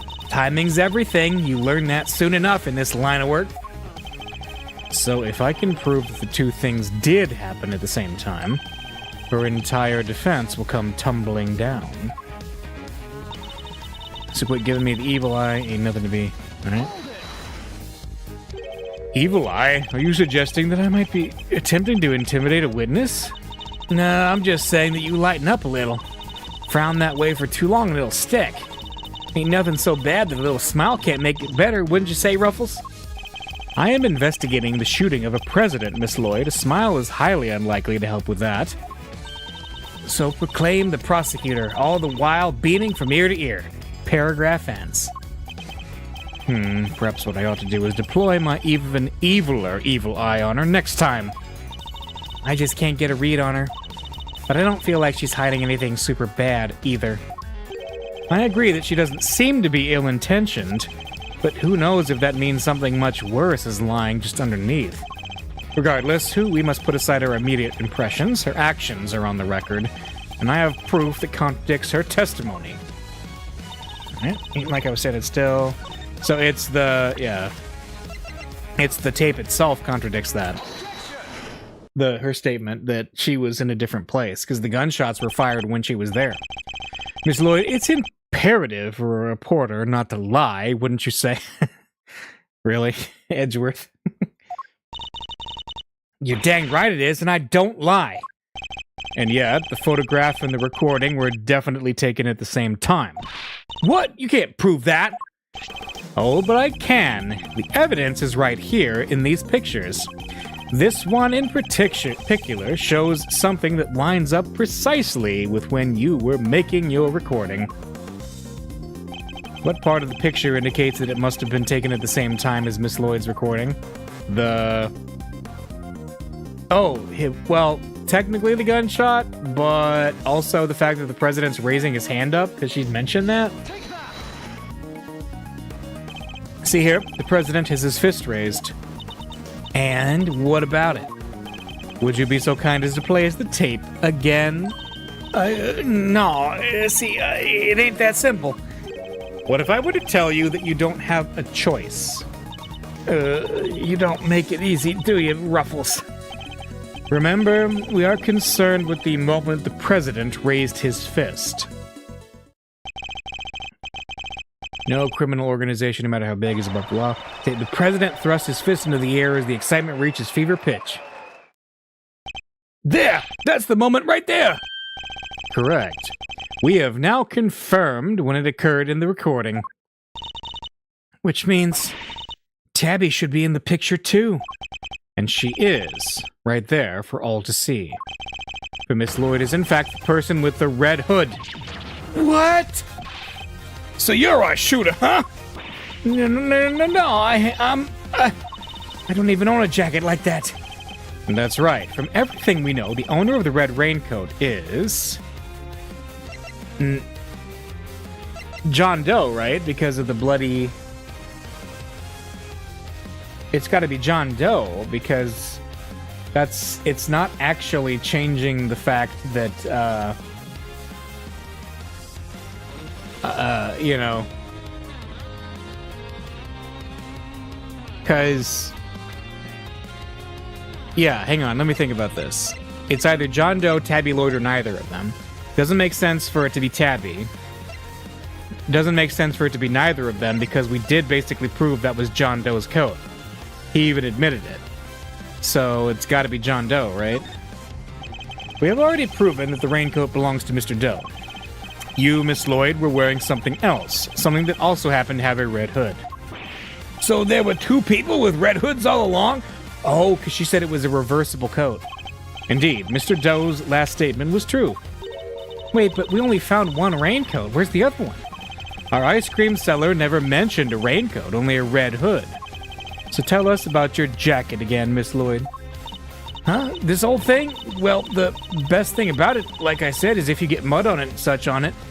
Look at it. Look at the reversible side of it. It's red. It's reversible, see? So you just turn it inside out and... Just as I thought. But the inside of her hood, it's red. That's right. And when the incident occurred, that's the side of the hood that was visible.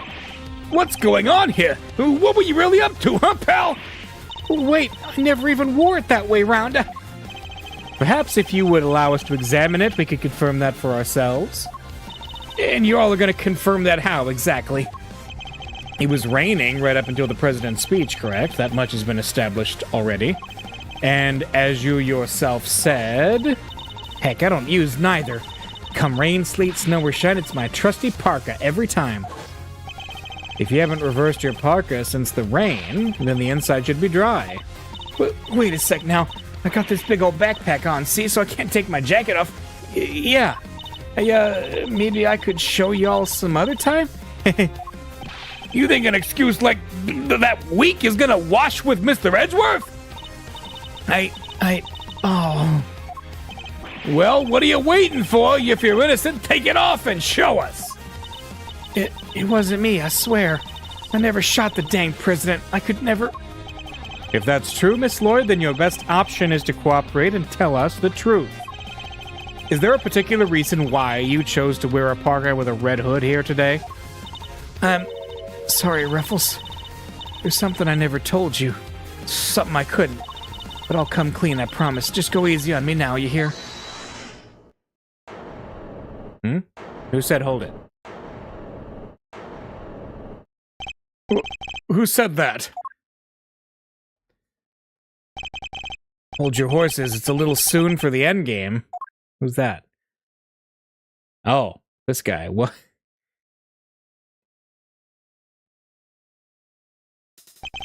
That goes for you too, Mr. Prosecutor. You lost this one the moment you made your opening move. That's one of the men from Kay's photograph. Guess I'd better introduce myself.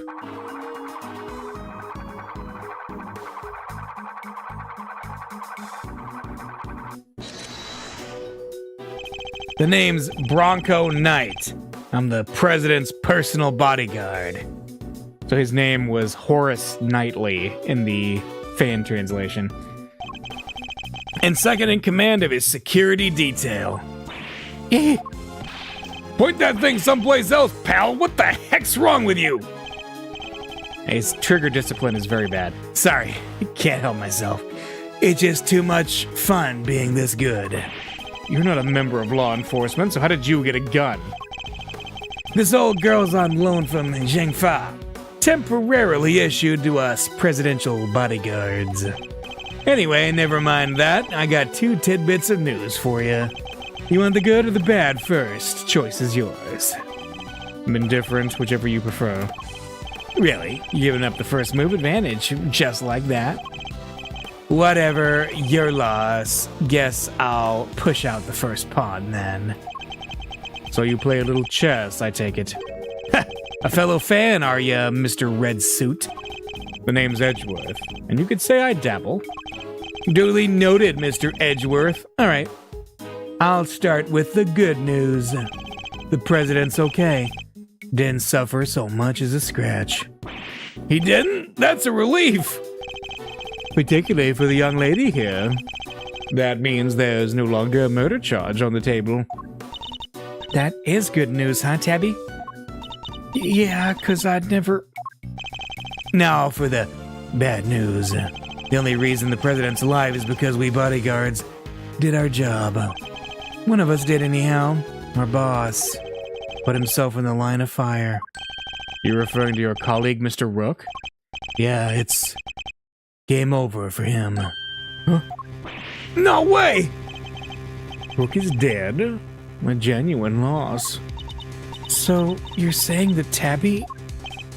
Yeah, your friend here killed my colleague, my brother-in-arms.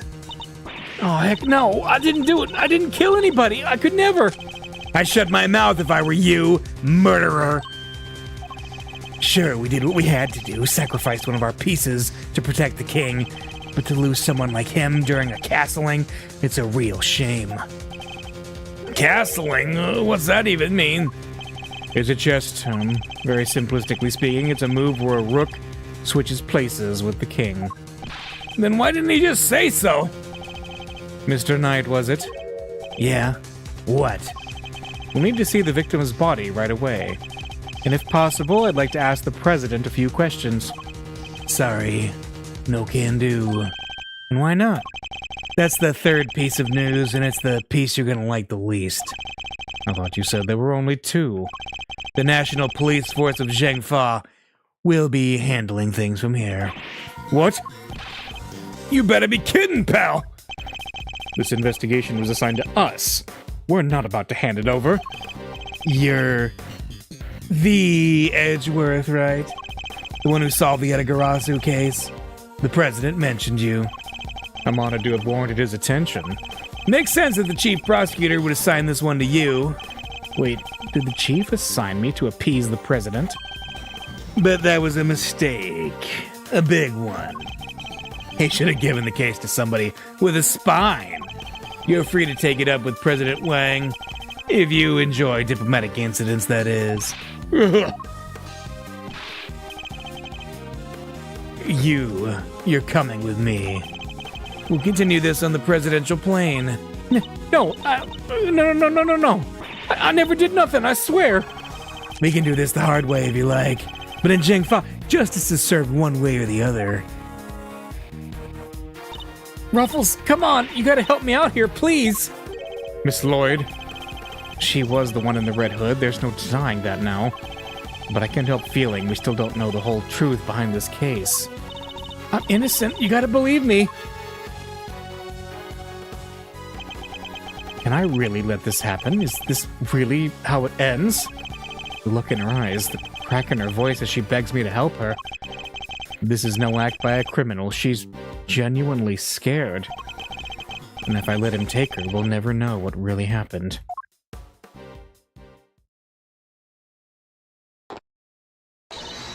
Eek! What? Huh? What the? Get your filthy hands off him! Quiet now. Is that really any way to greet me? Your neck has barely begun to heal, and you've already forgotten who I am. I'm disappointed. What? It's you! Ah, so you do remember. What do you think you're doing, pal? Put the knife down and give it up! You got some nerve pulling a stunt like this in front of a bunch of police officers? Don't even think about it. You don't stand a chance against this guy. Who are you really, Mr. Doe? Let's just say that I'm no simple ice cream seller. Guy's a pro, a hitman. His name's Shelly the Killer. The Killer? There's not a legal professional in the country who doesn't know that name. An assassin capable of taking down any target, any place, any time. This isn't the first time our paths have crossed. It's been too long, Mr. Edgeworth. But of course, this is the first time we've met face to face. You're the assassin we've been looking for? In a sense, yes. A certain someone did indeed hire me to carry out a contract. And that contract did indeed specify that I was to assassinate President Wong. I swear I've seen his picture in one of my old files before, but... how could I have been so careless? My bandage proved useful for bringing a knife into the park undetected. But I miscalculated in certain other regards. He didn't bring a gun? Now, shall we play a little game, Mr. Knight? I know how fond you are of such diversions. The stakes must be high in order for it to be fun, of course. Shall we wager, say, your life? What do you want from me? I would like for you to allow Mr. Edgeworth to remain in charge of the case. He what? What are you up to, the killer? I would simply like our mutual friend to see things through to their conclusion. Huh? But why? Bastion Rook was a man of great skill, one with whom I felt a certain connection. It is only right that the truth behind his death be brought to light. With Mr. Rook's departure, the case is now yours to investigate, is it not, Mr. Knight? I'm simply asking you to transfer that authority to Mr. Edgeworth. It's not something worth losing your life over, surely. You're just using the investigation as an excuse to get close to the president. Am I really? I suppose it's true that in order for the investigation to proceed, we will need to enter the presidential plane. You think I'm gonna let you near him? I'm his chief bodyguard. Are you? And here I thought you were only second in command. Rook's not around. That means I'm number one. I wonder if you have what it takes to step into such capable shoes. You? Of course I do. I'm the leader now. Me! If that is indeed the case, then I would ask that you make a worthy choice of a leader. Will you needlessly throw away your life? Or will you allow the investigation to continue? Ugh. Is he really doing this to gain access to the president? Does he even need to? What is he plotting? You have no objections, I trust, Mr. Edgeworth. Come, let us continue the investigation. What do we do now, sir? It would seem we have little choice but to do as we're told. That said, listen, detective, and listen well. I'll buy us some time as I investigate. Meanwhile, you gather the other officers. Have them surround the plane and make absolutely certain that there is no way he can escape. Yes, sir. You got it. To be continued. Oh, ho, ho, ho. This is a humdinger of a first case, ain't it? All right, saving progress. There we go. And I will be right back, and we're going to finish this up.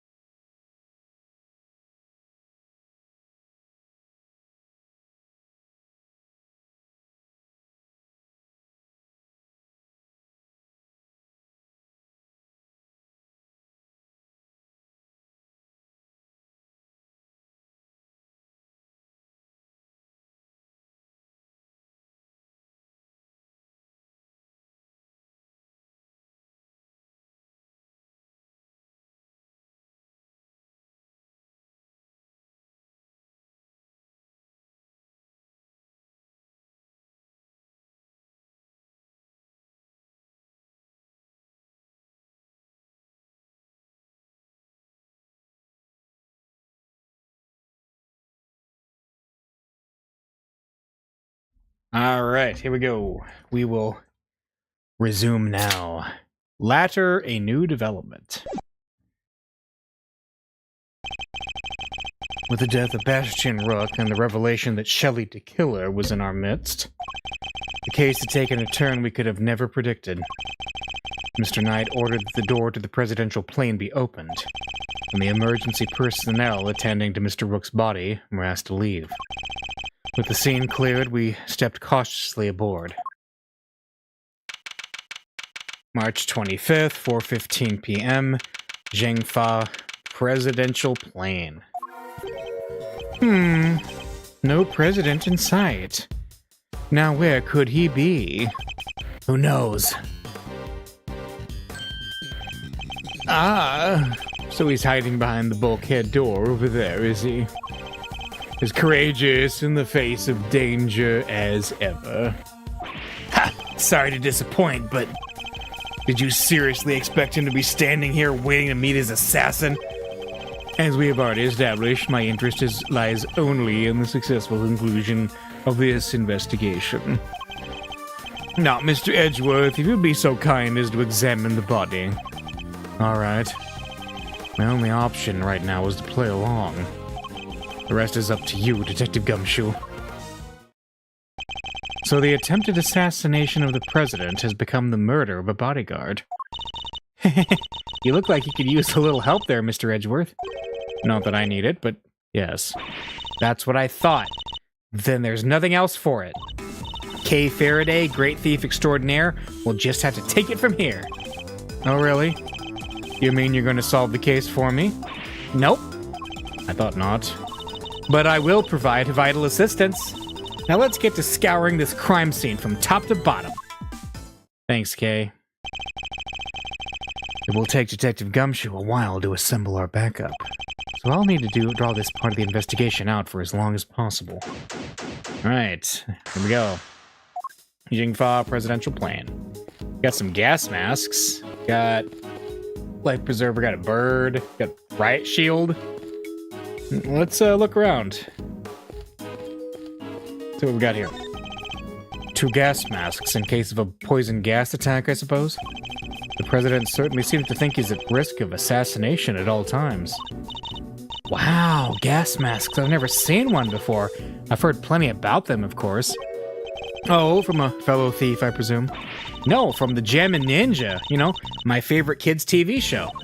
Princess Murasaki was getting married, but toxic ninja Wolfsbane showed up to lay some sick burns. And time to tune out. Might save myself a brain cell or two. That's right. Only plebs like the Jammin' Ninja. The true people of the Steel Samurai. True real ones. Let's see. The president is on the other side of this door. And what a door it is. Bet I could get the better of it, though. Get the better of it? Doors aren't there to be beaten. But look how heavy it is. Look at that lock. Just sitting there, begging me to try it. Calm down, Kay, and think. Why might this door be locked? For me to open it, of course? Precisely. For you to open it, of course. Wait, what is the right answer anyway? Oh no, Edgeworth got lost there too. We can talk to, Tabby. I was just about to call her Nicole. Tabby, that's right, but we can look over here first. There's a wide selection of protective equipment here. Bulletproof vests, hazmat gear. No way, there's even a spacesuit. I get the sense that the president thinks he's very much in need of protection at all costs. But what if he was in a gunfight and there was poison gas everywhere, and he was in space? What would he do then, huh? They'd simply put on the bulletproof vest, the hazmat gear, and the spacesuit. That's probably easier said than done. He was gonna go to the one place he couldn't get assassinated. Space! Alright. Let's look over here. Someone has left an inflatable boat and an oar here. Probably so it's ready to go at any time. Wait, but there's only one oar. You can still row with one oar, you know. Yeah, you can. What else we got? It's a bank of monitors displaying camera feeds from in and around the plane. I must scour the scene around it and expect anything that catches my attention. But one of them's obviously broken. And there's... What on earth is this? Oh, that is the president's favorite plushie. It's a memento of something. Anyway, don't touch. But if that's the case, then why has it been left up there like nobody cares about it? Yeah, that is pretty weird. It certainly wouldn't be the first place I would think to display a beloved item. Wait, are those shards of glass underneath it? I thought something seemed strange about this cubbyhole, but now I'm sure of it. There was almost certainly another monitor here. Ah, interesting. What about this? This monitor is displaying a feed of this very room. They didn't go cheap when they bought these, huh? Very high res. Oh, I'm afraid I can't quite tell myself, but I can even see the little crow's feet around your eyes. Oh, my bad. They're just the usual deeply etched lines. You know, on your forehead? If you've quite finished... Oh, one of them's not on. These monitors are displaying the cockpit and parts of the plane's exterior. But I don't see anything out of the ordinary. Okay. Alright. Plane's exterior. What about this? That's the outside of the plane. Most intruders could not hope to approach without being spotted.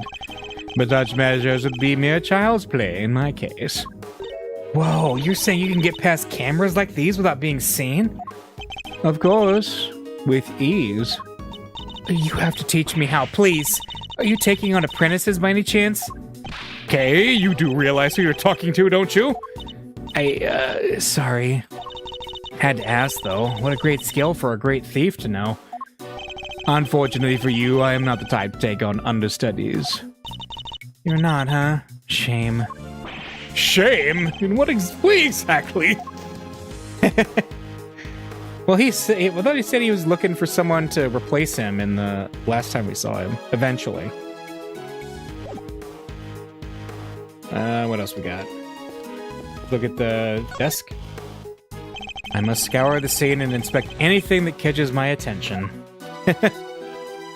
What are these? These personal safety alarms are very colorful. Looks like they get a lot of use as well. I like the president. He seems like a thoughtful guy. Buying these for his kids, maybe his wife too? Why would they all be here if that was the case? No. These are for his own personal use. Objection, Your Honor. It's simply not possible for one man to use this many personal alarms. Why, you ask? Because he is human and therefore possesses only 2 hands. 20 hands wouldn't be enough to count the number of objections I have to that objection. BDGC? That looks heavy. This is what a president wears, huh? Must be made of something super special.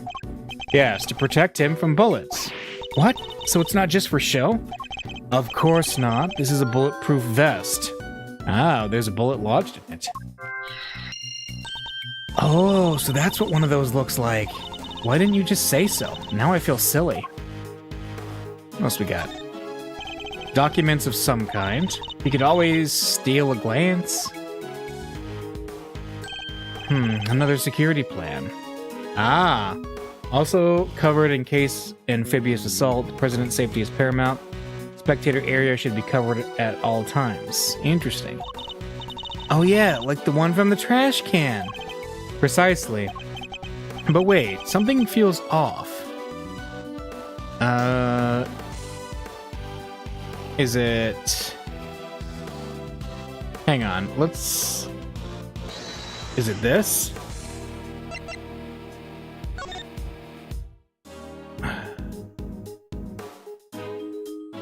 Well, their positions are changed, obviously, but there's also people in the audience. Were they there before? How about we go for the obvious one? Lead Rook, second knight. So Rook is in the wrong place. So let's present the security plan. Let's see. The 2 plans are different. Was the security detail reorganized at some point? Huh? Oh, you're right. Yeah, we made some last-minute changes yesterday. President's orders. Why the urgency? Because of what happened the day before. The killer here tried to take him down. He infiltrated the security detail, posed as one of us. Rook figured it out first, but not before the guy got within striking distance of the president. If our leader hadn't stepped in just then, we'd all have been out of a job. But he made it. And our friend here wound up with a seriously twisted arm. Rook put a bullet in it for good measure, too. And where were you while this was happening? You were the first one I overpowered, were you not? Oh, that's embarrassing. Shut up, kid! Ah, now I get it. Because he said your next... Yeah. Busted up my neck so bad I can't even look to my right. I was somewhat astonished to have sustained an injury at all. A testament to Mr. Rook's skill. He was truly a master of his craft. Unlike a certain other someone I could mention. Ugh, I'm just as good as he ever was. You were a pawn to his queen, my young friend. What the heck do you know? That's a burn for a chess fan. So that's why you remembered Mr. Rook's name. You admired his skills as a bodyguard. Indeed, while I was serving on the team, I learned the names of all the operatives, but his in particular stayed with me. It joined the very short list of those who have ever successfully wounded me. So that's the connection he was talking about. And that's why we changed up the security plan. Had to be sure there weren't any more assassins in the ranks. The president didn't want anybody on stage he didn't trust. And he only trusts 2 people. Me and Rook. Alright. So that's why everybody moved away. Got it. How does that explain your change of position? Oh yeah, he switched over to the right-hand side. I told you, I can't turn my neck to the right. Could only cover the president's left side. So I wound up moving to the right side of the stage. Ah, interesting. That's good to know. A curious figure of a curious animal with a curious expression is staring straight at me. And look, there's a big lever right by its butt. Don't even think about it. Oh, I wasn't thinking anything, I swear. I imagine that lever opens the panels beneath my feet. Ah, I see. So he's standing on a trapdoor. I strongly advise you not to pull it. Do so, and you will regret it. You know, I'm okay with taking some advice, especially when it's from a professional killer. Yeah, alright.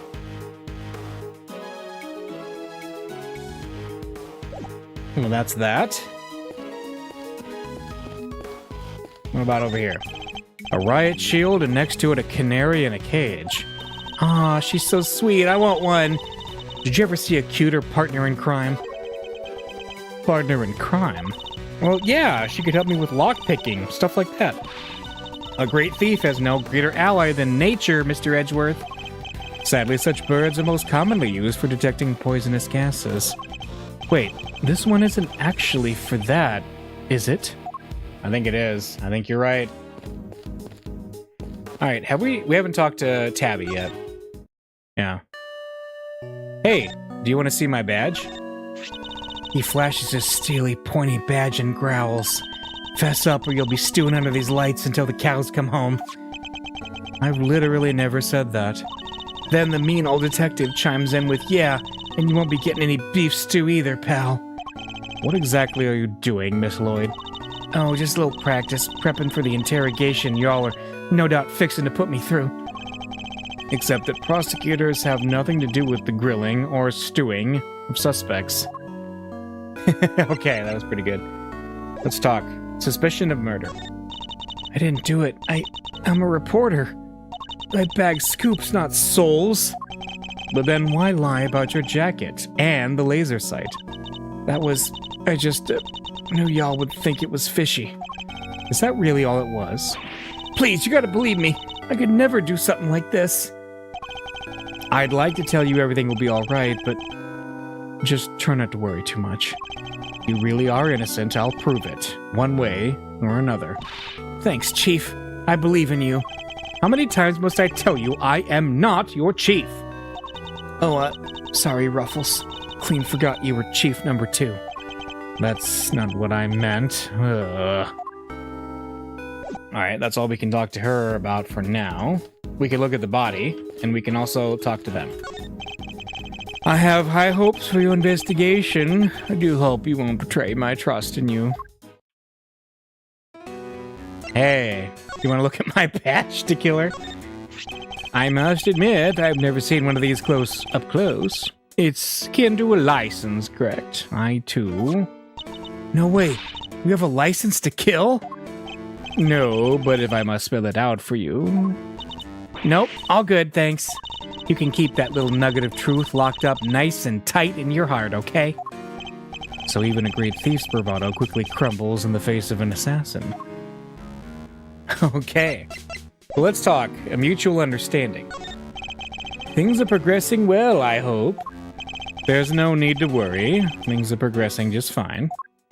Remember, I absolutely despise betrayals of all kinds. Oh yes, I know. Indeed you do, so please do take care not to double-cross me, accidentally or otherwise. I really have no choice but to do as he says for now. Edgeworth would know very well. Assassination attempt. Can't believe they let an assassin onto the president's plane. You know very well it was for the good of the investigation, Mr. Knight. Don't give me that. I know what you really want. You do indeed, because you heard me say it already. I wish to know the truth behind Mr. Rook's death. But you did also say you were asked to assassinate the president by a certain someone? You seem to have forgotten that there are more pressing matters at hand.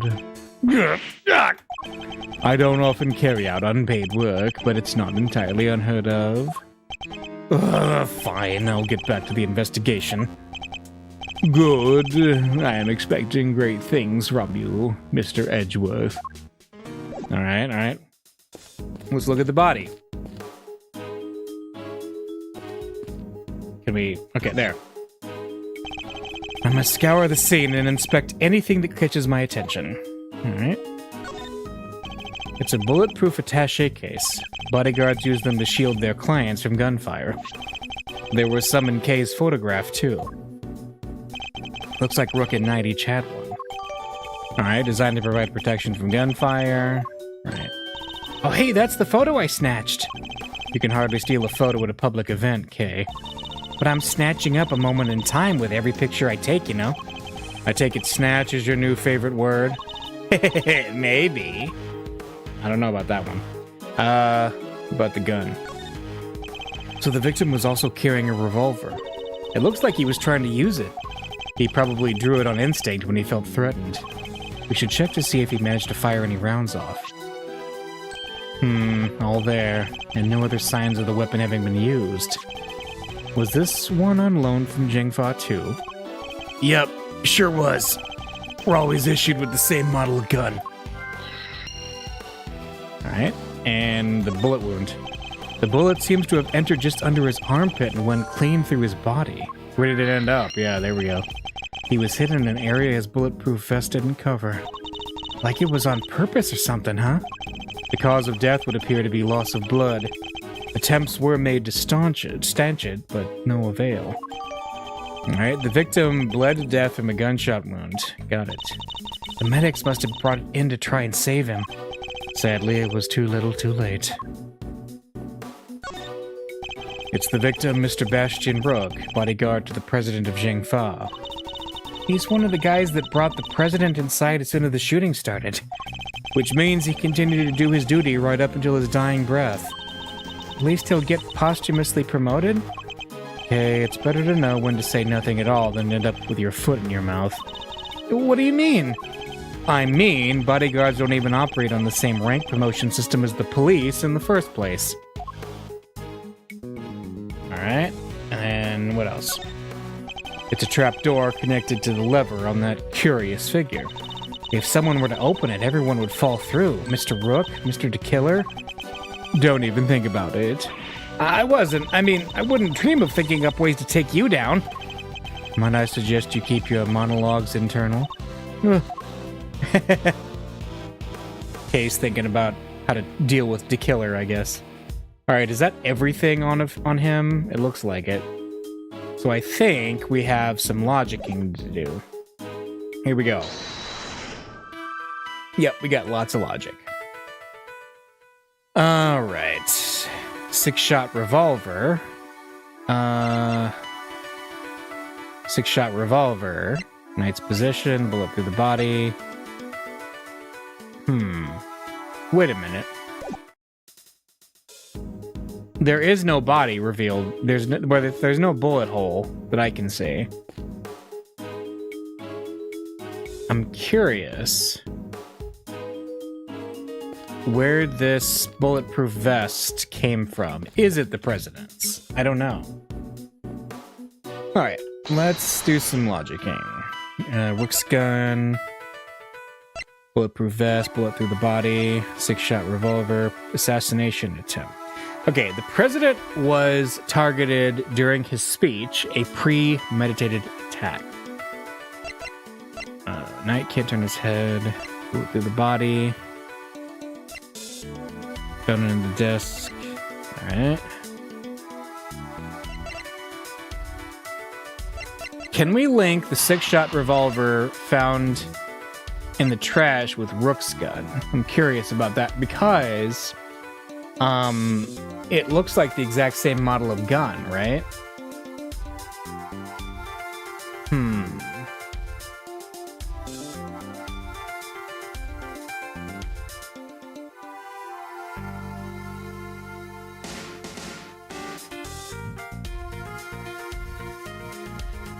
Let's see. I'm just thinking like we also have Knight's position. Let's try it. Let's try it. We got plenty of points. Aha. The two guns are exactly the same, meaning it's likely that the one we found is also from Zhengfa. All right. Interesting. Bodyguards all got their guns from the Jingfa authorities, right? Yes. Are they, like, super rare or anything? No, I don't believe so. This model isn't exactly easy to come by in this country, but it's certainly not impossible either. Ooh, and here I thought they might be valuable treasures. Yes, it is something of a shame. Whoa, I just mentioned treasures, and you actually responded for once. I only mean to point out that if the guns were rarer, it would be much easier to trace them. Which would have made them treasures of the evidence variety, I suppose. Ha! See? Everything's a treasure hunt one way or another, including this investigation. You could say that. Alright then, it's treasure hunting time. On with the investigation. She certainly seems a lot more enthusiastic all of a sudden. What else? Knight's position, the bulletproof vest. Let's do bullet through the body. No, not. And bulletproof vest. I'm curious about that. Yes. 2 bullets were fired in total. We know this because 2 shots were heard. One traveled through the flag and into the balloon. The other took Mr. Rook's life. But there's a bullet in the president's vest too, right? How is that possible? How indeed. The numbers don't add up. However, there is one possible explanation. There is? After passing through his body, the bullet that took Mr. Rook's life then found itself lodged in the vest. In other words, 2 of our bullets were in fact 1. No way. He's right. If the president hadn't been wearing that vest, things could have been a lot worse. And he wasn't injured at all by the impact. Even when obstructed by a vest, a bullet can inflict serious damage. Sure, I've known guys who got broken bones that way. But the president's okay. He's made of strong stuff. Sounds like he didn't even need a vest. Let's not get carried away here. I want that bullet's ballistic markings analyzed. Remind me what those are again? Guns leave a unique pattern of grooves on every bullet they fire. By examining these grooves, we can use them to identify which gun it came from. Think of them as fingerprints of a sort. Wow, that's kind of like what the judge said in the last game. And I think we've brought this up like once per Ace Attorney game. You can tell all that from a bullet? Then what are we waiting for? Analyze away. Might be easier said than done. That bullet hit solid armor. The impact will have completely flattened it. You'll be lucky if there's anything left for forensics to find. What? But I was all set for some analyzing. Bulletproof vest data jotted down on my organizer. All right. That's quite enough investigating for now. Ugh. What is taking so long, Detective Gumshoe? Well, Mr. Edgeworth, have you solved the case? No, not yet. Is that so? Then perhaps interviewing another key witness might help you to do so. Another witness? Who? You don't mean... The most important witness of all. The man on the other side of that door. He really intends to have me question the president? Now, if you would be so kind as to summon him, Mr. Edgeworth. Stop right there, the killer! You're nuts if you think I'd let him anywhere near you! Well, Mr. President, I'm sure you're watching us through your security feed, aren't you? In which case, I politely request that you show yourself. That is, if you value your bodyguard's life. Gah.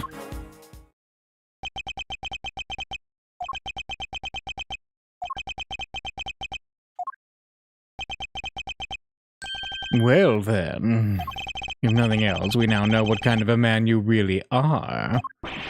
Mr. President! Stop! You can't do this! Let's just all calm down, alright? Come on, detective, where the blazes are you? Eek! The lights, what's happening? Listen well, Mr. Edgeworth. I would advise you to stay very still. It seems I will not be granted my audience with the president after all.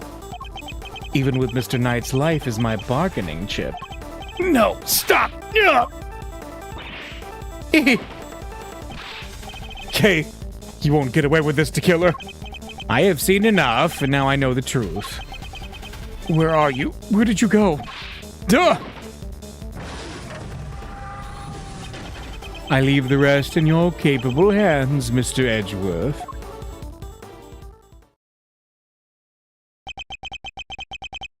Worth? Sir Edgeworth. Detective Gumshoe? Sir! Mr. Edgeworth, sir! March 25th, 4:45 p.m., Zhengfa Presidential Plane.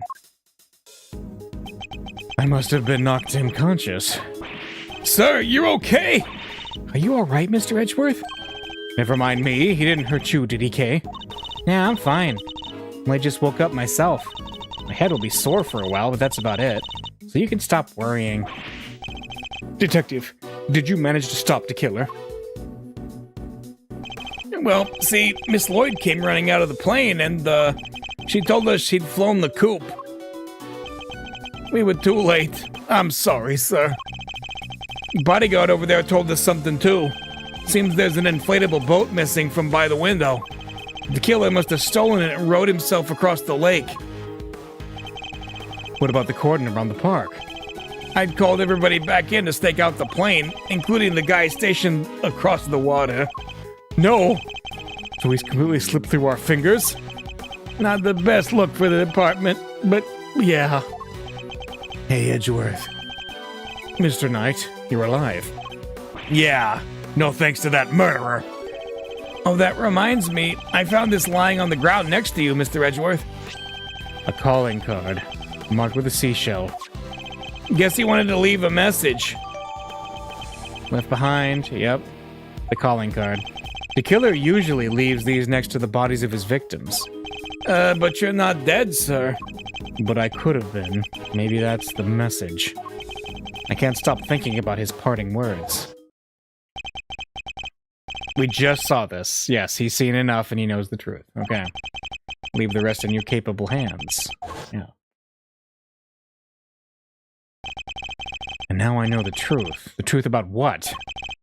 Roger that. I'll clear out here, sir. Over. What's going on?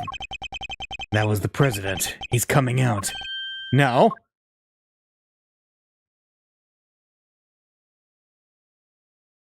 There we go.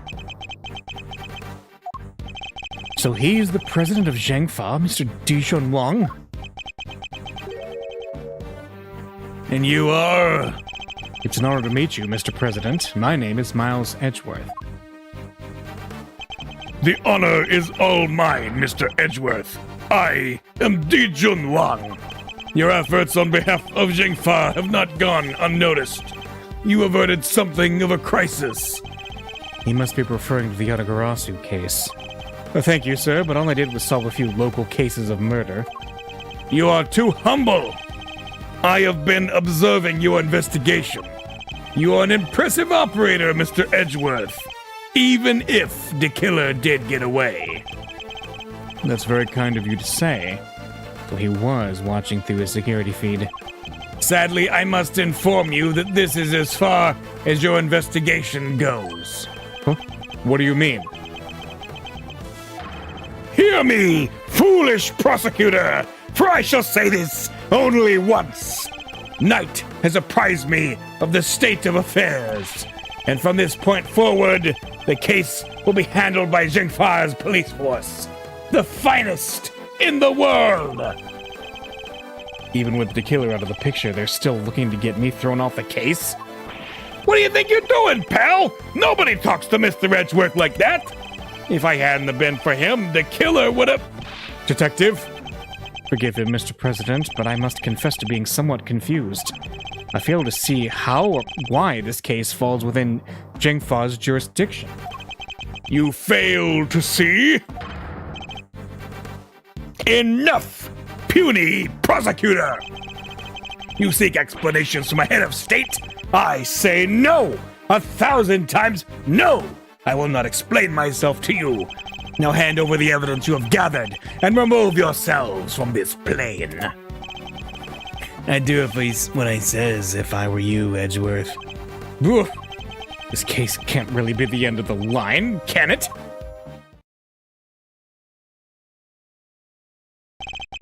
Case evidence handed to Mr. Knight. Why? Why let us come so far only to pull the case out from under us? Now you may leave. Knight, detain the suspect. Yes, sir, right away. to make an attempt on my life, to murder one of my faithful servants. The effrontery, the villainy. I didn't murder nobody. Cause I... Shut your mouth, Miss Journalist. Answer me this. In a world already lousy with lies, with deception, with sin and iniquity, can we stand by and suffer yet another crime to go unpunished? I say no 1,000 times. No! There can be no forgiveness. There can be no surrender. Why, you ask me? Then I will tell you. He's hiding something, I'm certain of it. He's just talking over there. And if I leave now, we will never know the truth. Mr. Edgeworth, sir. Mr. Edgeworth, there's gotta be something we can do.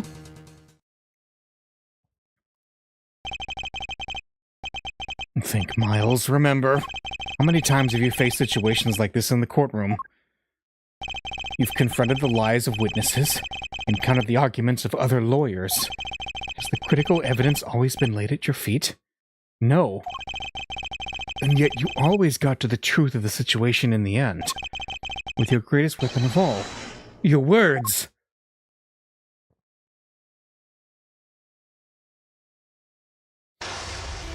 Oh, we're back in the chess dimension. Now, let us analyze the state of play. Begone, puny prosecutor, or do you dare defy the direct order of a president?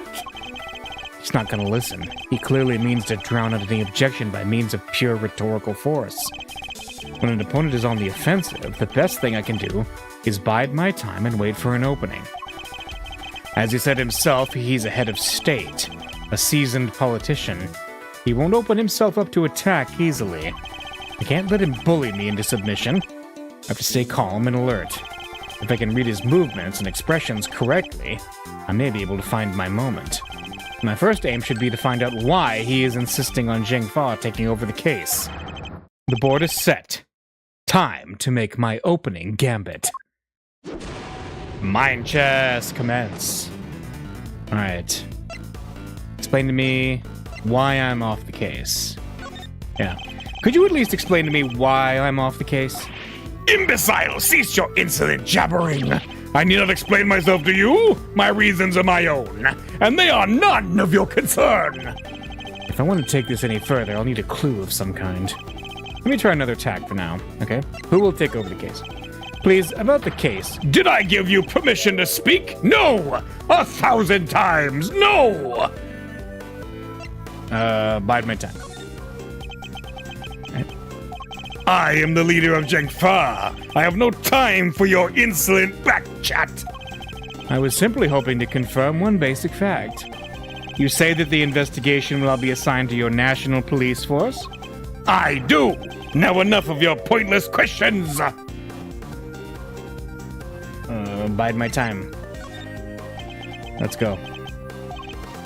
Good boy. The interior of this plane is the sovereign territory of Zheng Fa. You have no rights here.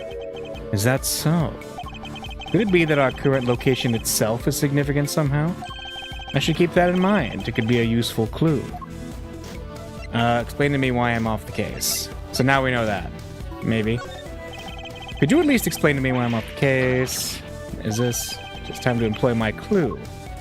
Are they related to our current location? In the course of our conversation, I've deduced certain facts from your behavior, Mr. President. For example, you seem particularly aggressive when discussing our current location. You smarmy smart aleck. As you said yourself, the presidential plane is the sovereign territory of Zheng Fa. And from that, we can infer that you believe the rules of extraterritoriality apply inside here. Is that correct? Oh no. Not that again. Enough! Cease your objectionable whining! Bide my time. Let's... If you have nothing else to say, then stop wasting my time and get out of my sight. Ugh. Maybe there is such a thing as biding my time too much. Uh-oh. Alright. Can't let him bully me into the back foot. Stay calm and alert. If I can read his movements and expressions correctly, I may be able to find an opening. Explain why I'm off the case. And so hit him. Using the thesaurus, they don't say diplomatic community. Yeah. Related to our location. Seem. Yeah. You smarmy. Yeah. Okay. Enough. Are things getting too hot for you? You can rant and roar all you like, but you won't escape my scrutiny. It was unmistakable. The moment I mentioned extraterritoriality, you became visibly agitated.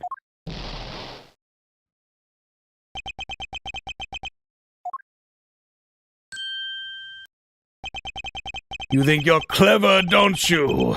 Let me answer your little question. It's true! Extraterritoriality applies! Your laws mean nothing here. And why does that matter, you ask? It matters because it means you are powerless. You have neither influence nor authority here. Interesting. So the extraterritoriality issue does have something to do with all of this. Let's dig a little deeper into the claim that the plane is sovereign territory, shall we? Alright, get our bar back. The next move will surely decide the victor. He may be the president, but nobody is untouchable. I just have to find the right angle of attack. Alright, does that rule really apply here? You believe that extraterritoriality applies here, but can you prove it? Do you even understand what you are asking? Of course, if I didn't, I would have asked it. Have you no Shame? Calling into question the good word of one such as myself? You're the one I have nothing to be ashamed of. You're the one who should be ashamed, or bide my time. Bide my time. Let him go. I have no more time for this. You clearly cannot be saved from your own foolishness. You needn't worry about me. I'm not the one who needs saving. That would be Miss Lloyd, the woman who is being wrongfully accused of this crime. Your chivalry is admirable, but it changes nothing. The right to extraterritoriality cannot be denied. This is Shangfa. If I want to take this any further, I'll need a clue of some kind. Let me try another tack for now. You've overplayed your hand, okay? Surely you see that you have overplayed your hand. Nobody asked for your opinion. You need only obey me, nothing else. Bide my time. Let's see. You dare tell me how to govern, how to lead? You dare contradict me? On the matter of Miss Lloyd's guilt, yes, I do. No, she is guilty. She is the culprit. There is nothing left to debate. Well, I still have plenty to say. Yes, of course. Yes, of course she is the culprit. What? Let's say this. I have still plenty to say. You must have realized by now what a massive corner you've talked yourself into. Oh, didn't work. Worthless, meaningless bluster. Some pathetic ploy to buy time, perhaps? Ugh, maybe it was a little pathetic to chime in like that there. Alright, so let's go through... Overplayed your hand. Let's see. Bide my time. Yeah, we'll get through that. Let's bide more time. Let's see. Who else could have fired from outside the plane? There is no other viable suspect. Fascinating. So he's claiming that Miss Lloyd fired at him from outside the plane. This could be a vital clue. Alright. Leave. You understand. Of course. Yeah. Let's push further into this. Miss Lloyd. Yeah. Time to deploy my clue. Here we go. So he invited you from outside the plane. Yep. I may not be able to call the extraterritoriality of the presidential plane into doubt. However, according to you, she shot at you from outside the aircraft, correct? In which case, extraterritoriality could not possibly apply in this case. Your assertion is entirely without merit, and the detainment of Miss Lloyd cannot be justified. How could I have blasted by a mere prosecutor? But I am the president! The president! Checkmate.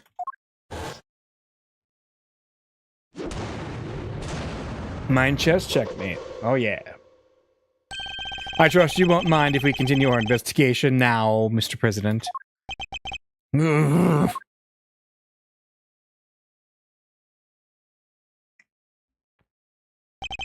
I hereby officially and unreservedly confer my approval.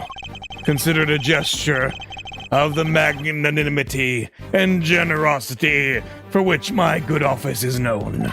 Yes, but without noble acts such as these, unmistakably and irrefutably, for which reason we hereby... There can be no other outcome, for our goals are lofty in our hearts. People of Zhengfa, I swear to you here and now, this investigation will continue. And all that when he could have just said, okay, you got me. Mr. Knight, if you would care to return the evidence. Take it. Case evidence retrieved from Mr. Knight. We did it, Mr. Edgeworth. We sure did. And now the investigation can continue. Whatever. Enjoy your pocket full of pawns. I'll be over here enjoying how you put them into play. Then you will definitely enjoy my next move. Mr. President, one more favor if you would be so kind.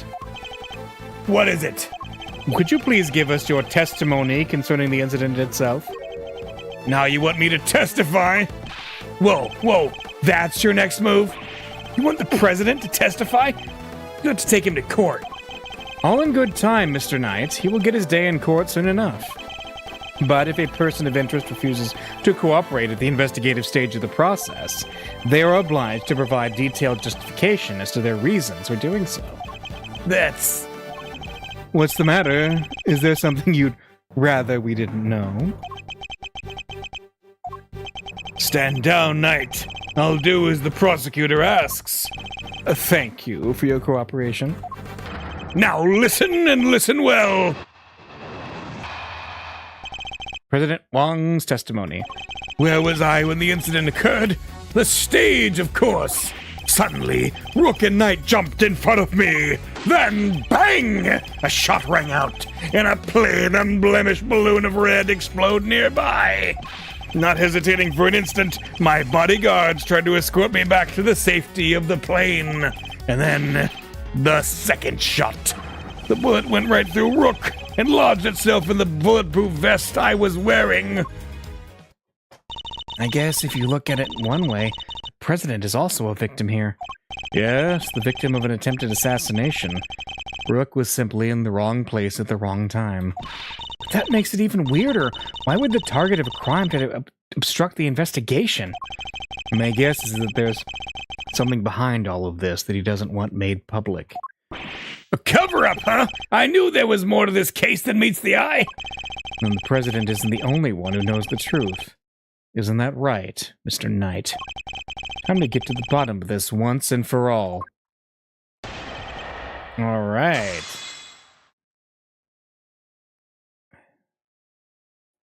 I immediately saw something he said that was off. It was suddenly Rook and Knight. It was this, then bang, a shot rang out, and a plain, unblemished balloon of red exploded nearby. That is incorrect. It was the Steel Samurai. Okay, cool. I thought that was an easy one. You say it was a plain red balloon that burst, but I strongly beg to differ. Take a look at this. I think you'd agree that it's hardly plain, wouldn't you? No! What? Who is that? Mr. President, meet the Steel Samurai. I would have hoped you might have recognized him. Especially if you were hoping to ingratiate yourself with the people of this country. Yeah, you need to watch the Jammin' Ninja too. He's amazing. So you see, the balloon that was struck by the bullet was anything but plain. It was, in fact, the Steel Samurai. But the briefing mentioned 2 plain red balloons. And there they are, right on the security plan. They do look pretty plain, don't they? Just simple round balloons. Knight! What is the meaning of this? Explain yourself! Yes, Mr. President. It seems the steel samurai balloon was borrowed at the last minute, sir. Borrowed? That's what we were told. Guess they only reported the incident to us bodyguards, though. Seems there was a little trouble here on site last night. One of the original balloons burst somehow. So they swapped it in an emergency replacement? Yeah, one of the stall holders happened to have it. From what I hear, he was more than willing to lend it out. A very happy-go-lucky kind of guy, they say. It was Larry. A happy-go-lucky stall holder with a steel samurai balloon to spare? Huh. They filled just the bottom part of it with air to make it look like the other ornamental balloon.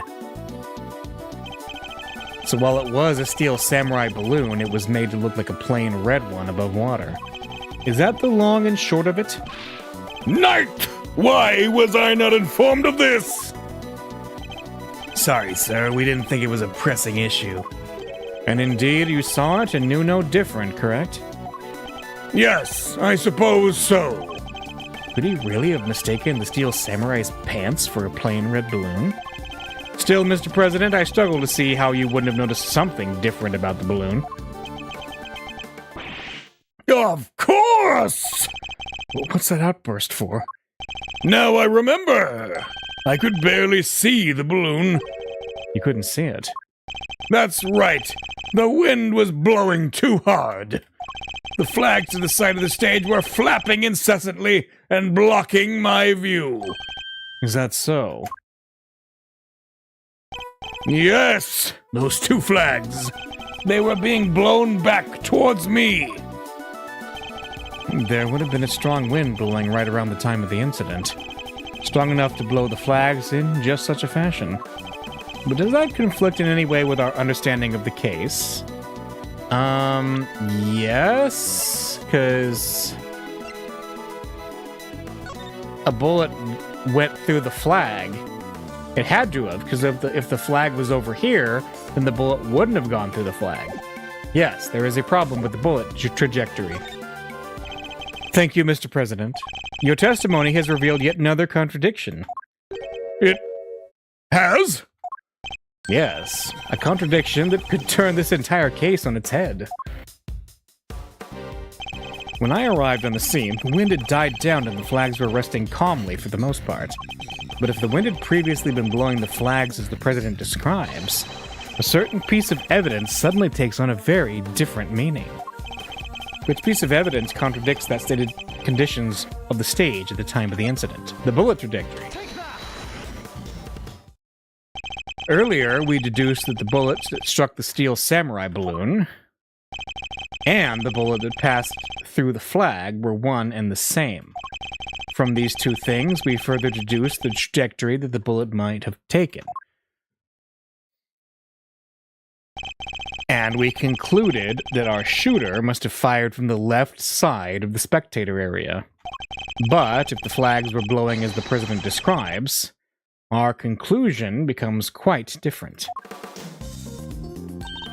No way! If the flags are pointed in the other direction... Exactly. Our trajectory changes completely. And if we trace the trajectory back to its source, we can ascertain who really fired that shot. Wait, but Mr. Edgeworth, that would mean... Yes, I know, we may not yet understand the reason why, but it can only have been one person who did it. Who does the bullet's new trajectory implicate as the one that fired the shot? Hang on, hide for a second. Knight fired that shot. Yeah, Knight had to have been fired that shot. Yeah, Bronco Knight. The person who fired that shot was none other than you, Mr. Knight. What? The path from the balloon back through the flag leads directly to the spot where you were standing. Bullet trajectory data, yep. But the guy's one of the president's bodyguards. Why the heck would he go around shooting balloons? This is absurd. What exactly are you trying to imply? That Mr. Knight, a man who has saved my life countless times, is my would-be assassin? Seriously, Edgeworth, we've put up with a lot from you, but this? We're President Wang's bodyguards.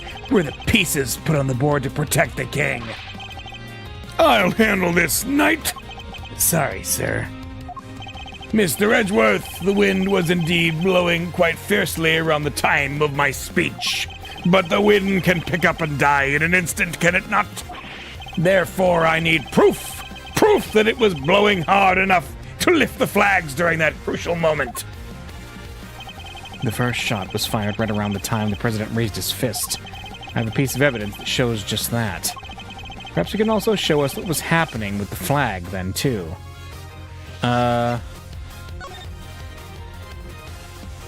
Let's see. There it is right there. Yeah. It's case photographs. Their proof is in this picture right here. This should be good. Which picture? Where? We can see which way the flag was really blowing right here. It's right there. Well, do you deny that it clearly shows the flag? Right. There we have it. Proof that it was blowing towards you at the moment of the shooting. So that means our pal over there did shoot the balloon? Making him the assassin? Mr. Knight is not the assassin, I don't think. No, because the killer is the assassin. Mr. Knight is not the assassin. He may have shot the balloon, but the president was on the other side of him entirely. Therefore, he can't have been aiming at his boss. Yeah, besides, why would I even shoot the balloon? What would be the point? And watch how you answer, or I might aim for something else next. There was a point, I'm sure of it. If I can figure out what it was, perhaps I can finally put this whole conundrum to rest. Knight definitely shot the balloon. Okay, got that as logic. That fact alone changes everything about the case. Here we go, logic time. Knight's position. Can't turn his head to the right.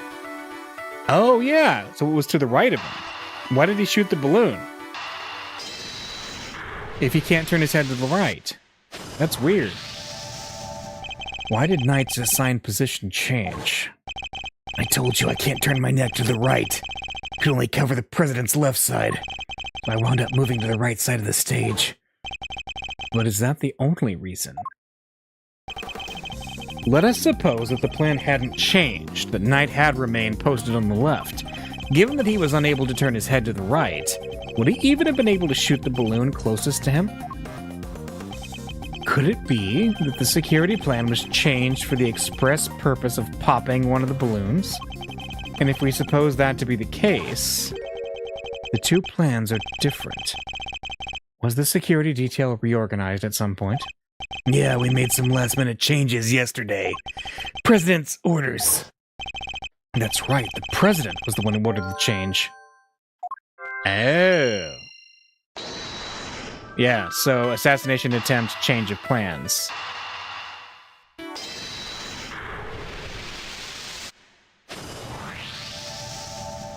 If I'm reading things right, the president knew in advance about the balloon shooting, which means he must have had foreknowledge he would be in someone's crosshairs today as well. And if that's true, then everything else that's been bothering me falls neatly into place. How did the shooter get a gun past such heavy security? And why would they then carry out the shooting wearing such a conspicuous item of clothing? Why use a laser sight that would give away their location in an instant? And how did the president suffer no injuries at all, despite a direct hit to his vest? These are the questions that Knight and the president don't want us to consider. There is only one possible reason for Mr. Knight to have fired his gun: to create the illusion of an assassination attempt. What?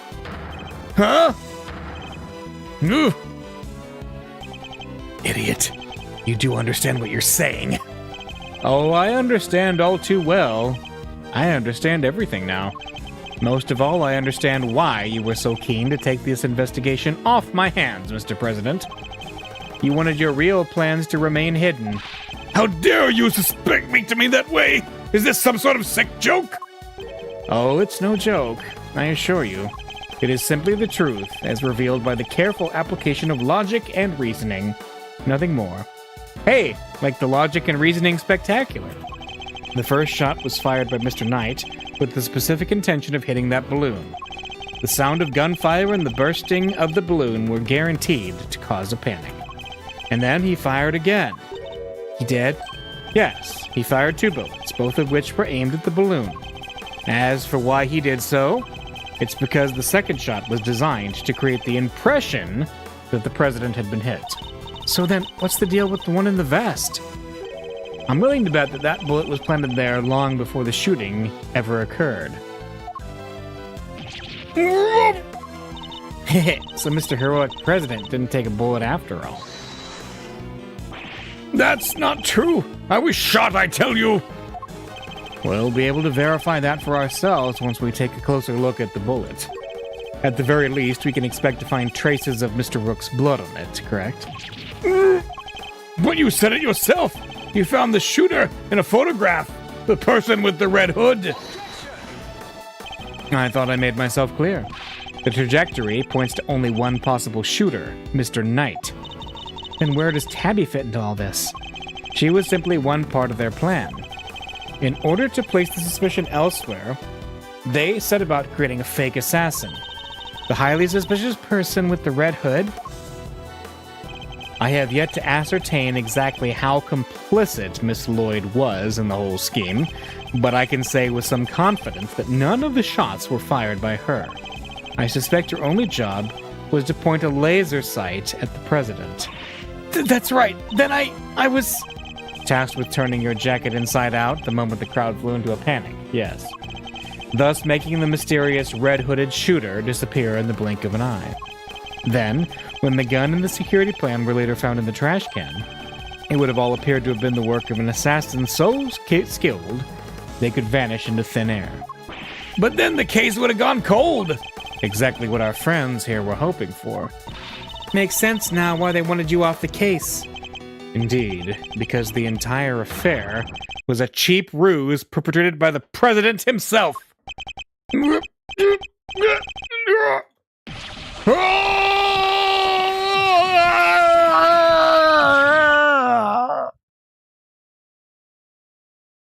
Oh no. Oh no. All his hot air's gone. No, no, no.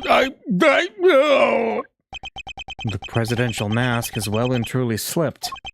Admit it, the entire assassination was a lie, wasn't it? If that stupid chief prosecutor hadn't insisted on signing you, how could I let this happen? That's enough, Edgeworth. Mr. Knight. Sorry, but I'm speaking with the president right now. Yeah, well, I'm doing my job as a knight and protecting my king.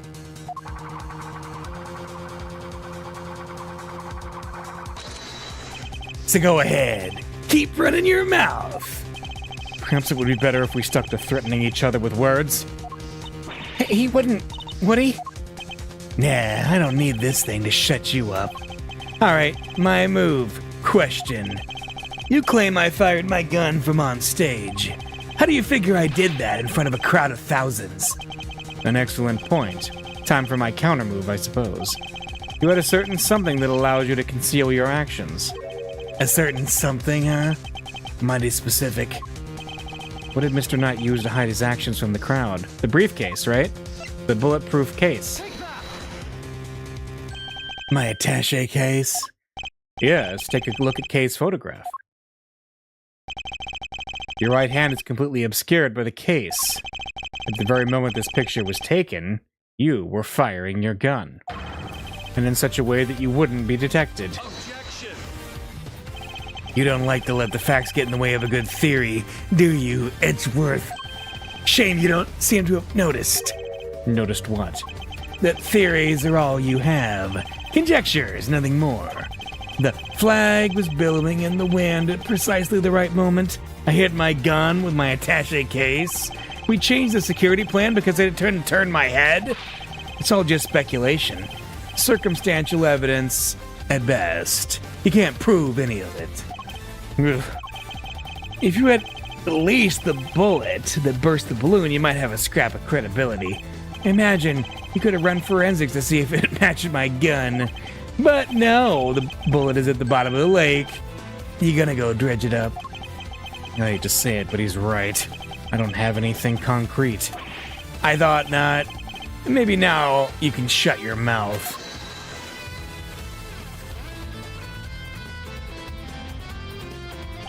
Miss Lloyd?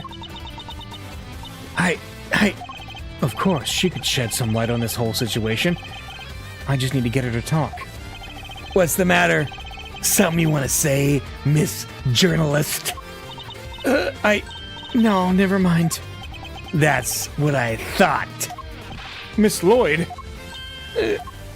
I need you to be brave. If you don't speak up, the truth will be lost forever. You are a journalist after all, are you not? Dang it. Can't stay quiet any longer. Hey, you understand what you're doing, right? I'd think carefully before opening that mouth of yours. I was so focused on bagging me a scoop, I forgot the most important thing of all. Real journalists don't lie. Ain't no dang scoop if it ain't the truth. Okay, I'm sorry, Mr. Edgeworth. I should have showed you this before. What is it? It's the laser pointer I used on the president. But that's all I done. I never shot nobody. You stupid! I thought I told you. You squeal and you'll go down as an accomplice. It was him. He told me to do it. I was at Shangfa's embassy sniffing out a story like I told you. This was 3 days back. He comes up to me out of the blue, just starts talking. Help me out and I'll get you an exclusive access to the president. That kind of stuff. But what about the gun in the trash can? That I don't know nothing about, I swear. All he told me was to wear a jacket with a red hood and to point that there pointer at the president. I never thought for a minute it'd blow up in my face so bad. I'm sorry. Truly I am. Thank you, Miss Lloyd. I'd like you to testify to that effect when this goes to trial. It ought to go a long way towards proving that the assassination was a sham. What's wrong with you people? Don't any of you know what's good for you? My sympathies, Mr. Knight. Had you successfully removed me from this case as you'd intended, perhaps then you could have kept your pawn quiet, So let me get this straight. You told Tabby if you let slip about our fake assassination plot, we'll have you convicted for murder? Or something like that? Of all the dirty... I said no such thing. President Wong? Give it up, Knight. It's time we came clean. It's our only choice. So, Mr. President, you admit it? You admit that there was a plot to fake an assassination attempt? I do. I'm sorry. But why? Why do something like that? My popularity has been on the wane back home. I thought surviving an attempt on my life might give me the boost I needed. I know what we did was wrong. So yes, it was all lies. All of it. And the bullet in the vest? It was planted ahead of time. I wasn't hit by anything today. All right. Bulletproof was planted ahead of time. But then, what was up with the killer? Our plan got out somehow, and then he just appeared, hell-bent on turning our fake assassination attempt into a real one.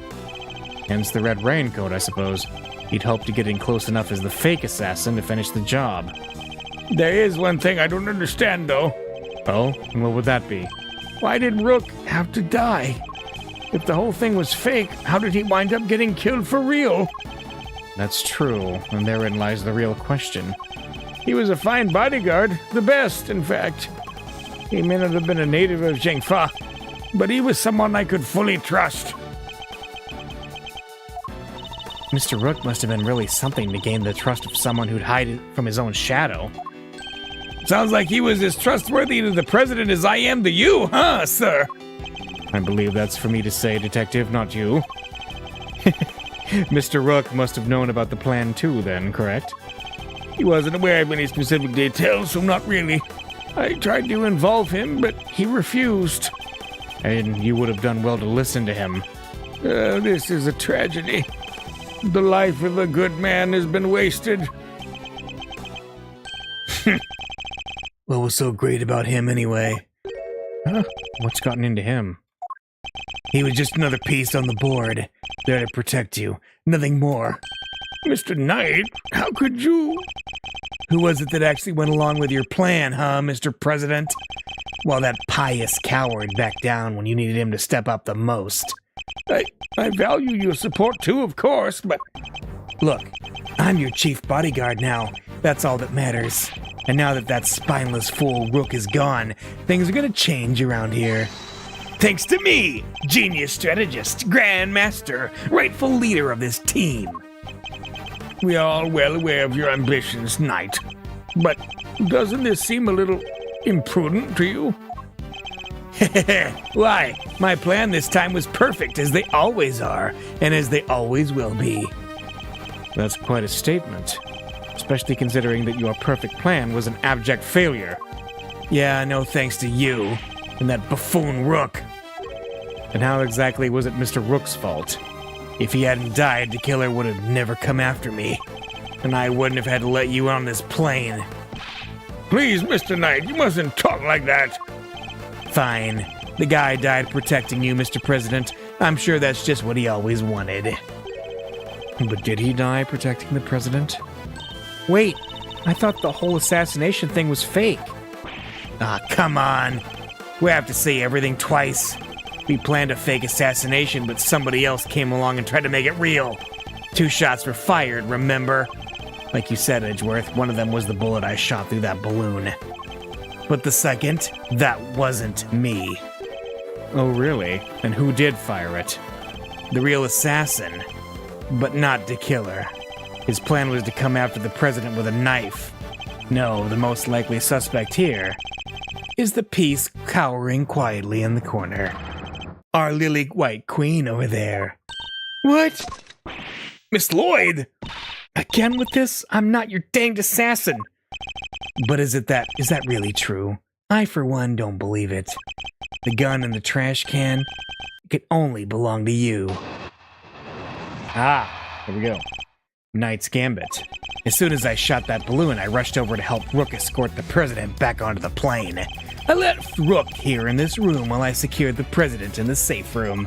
When I came back out, Rook was lying there on the ground. This journalist must have shot Rook while we were escorting the president off stage. That single killer shot was fired by the gun you found in the trash can. Oh, the problem, though, is that gun was fired twice. Hang on. The Knight... Oh, sorry. What did he say? He said, so you don't actually know when the victim was struck by the bullet, do you? The Knight doesn't protect the Rook, Edgeworth. He protects the king. You want to translate? He means that his only concern was protecting the president. Lose the king and you lose the game. Isn't that the first rule of chess? But a win in which a key piece is sacrificed is a hollow victory indeed. Doesn't matter. It's still a victory. I kept the president safe. I win. Well, it's a bit early to be calling our little match, in any case, for this is where our battle really begins.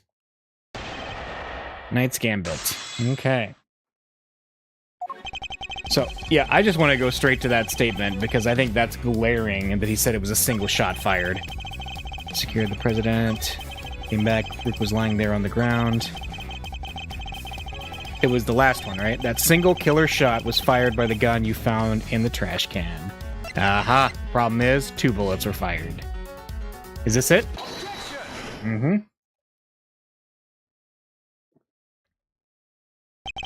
So you contend that it was you who shot the balloon and Miss Lloyd who shot Mr. Rook. Are you sure about that? Sure, I'm sure.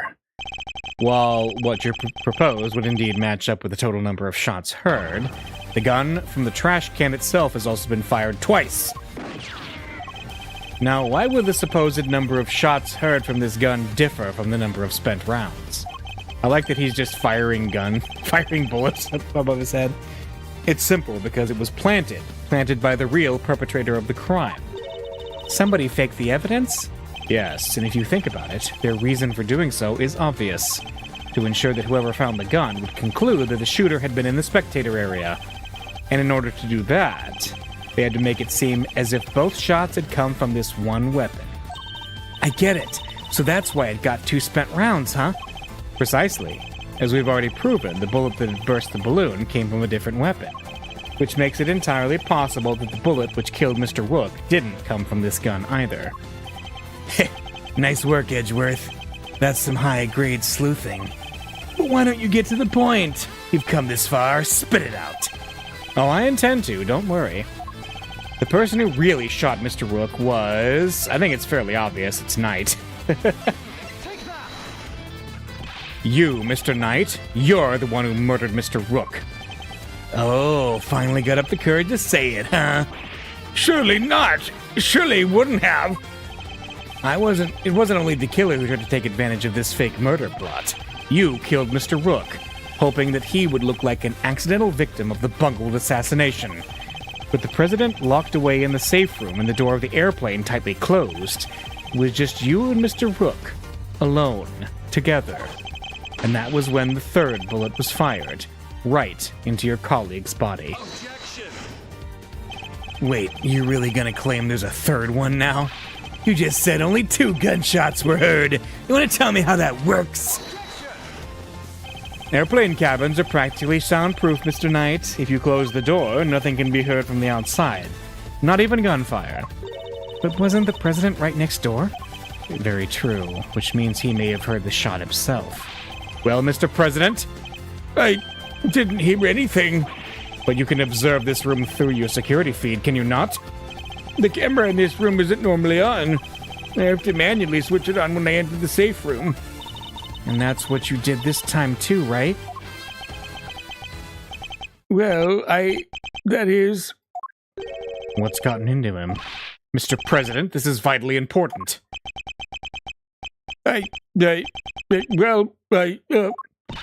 Please, President Wang. Fine, I was busy hiding under the bed, covering my ears. What? Even though you knew the whole thing wasn't real? Yes, because I hate the sound of guns. There's the slightest hint of that awful noise, and it's just too much. Oh boy.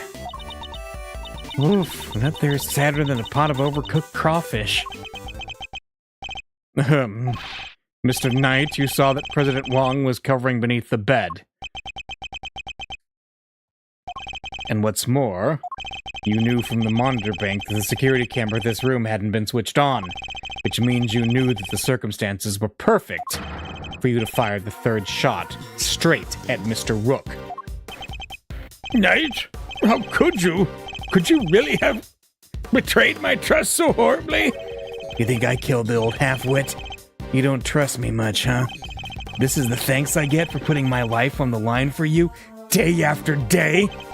I want to believe you, but... I don't get it. I just don't get it. What is there to doubt here? What, you don't believe that the girl over there could have done it? No, because this gun isn't the murder weapon. We know this from the number of bullets fired. Yeah, well, how do you know that there wasn't a spent bullet from the start? What? Someone could have fired a bullet from that gun yesterday, or the day before. Then today, another bullet. The bullet that hit Rook. That's pure speculation, pal, and you know it.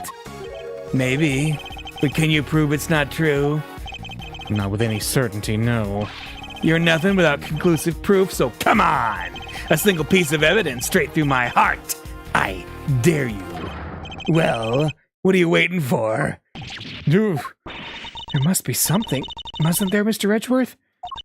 If we can't prove it, Tabby's... Please, Ruffles. I messed up, I know I did. I should have never have done what I did, not even for a scoop. But murder? Nah, that ain't me. Ain't a murderous bone in my body.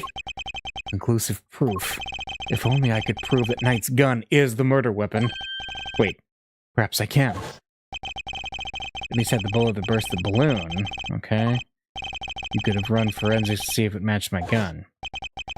we had the bullet that killed Mr. Rook. Forensics could tell us which gun it was fired from. No proof, no case, end of conversation. Hold it right there. What now? You're not about to claim you do have proof. Of course I do. This ought to be good. All right, bring it on. Show me this proof of yours. The bullet that killed Mr. Rook is the key to ending our little game. Very well, my conclusive evidence is... Well, it's not in my possession, because it's the bullet that killed Mr. Rook. Not currently in my possession. All right then, thanks for playing, folks, but that's game over. However, it is here in this room. What? As we know, the bullet that killed Mr. Rook passed through his body. But where did it end its journey? Perhaps we should cast our minds back to an earlier conversation. After passing through his body, the bullet that took Mr. Rook's life then found itself lodged in the vest. Right. Yeah, if the president had been wearing that vest, things could have been a lot worse. But now, of course, we know that the so-called assassination attempt was a complete fabrication. The vest was prepared in advance, made to look as if it had been hit by a bullet.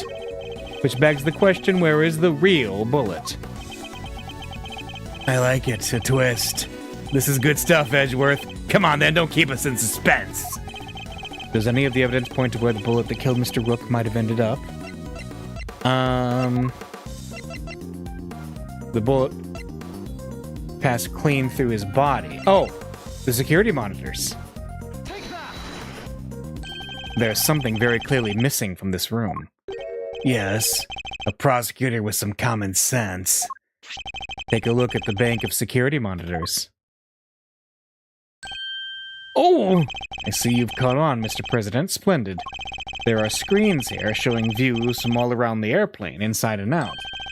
The only external angle not covered is the right-hand side of the aircraft, and that's because one of the monitors is missing. There was a monitor in that space previously, wasn't there, Mr. President? There was. I have no idea what my plushie is doing there now, though. It appears to be. There's a typo there. Someone's vain attempt to hide what is obviously lacking. But where did it go and why? The why is easy enough to answer, because it was struck by a bullet. For if we were to believe that the bullet in the vest was the real deal, then anything that hinted at the existence of another bullet had to be removed. So where did the missing monitor go? Where indeed? I believe that it must be hidden somewhere on this plane. After all, there wouldn't have been time to dispose of it outside the aircraft. Detective Gumshoe, conduct a search, if you would. Right away, sir. Mr. President, extraterritoriality, remember? I have no objections to the search. Please, go ahead. If it will help us discover the truth behind what happened to Rook, I will not stand in your way. What are you? I don't believe this. Rook this, Rook that. Don't you ever think about anybody else? The search has been authorized, Detective, if you wouldn't mind. Sir, I found the monitor. Excellent work. Now go ahead and extract the bullet. Let's see if I put my hand in here and just... Come on. Got it. Well, would you look at that? Blood. This is the bullet that killed Mr. Rook. There's no doubt about it. Bloody bullet, yeah. And there you have it, Mr. Knight. The single piece of evidence you requested straight through your heart. Even you must now admit, if this bullet didn't come from the spectator area gun, then Miss Lloyd cannot be Rook's killer.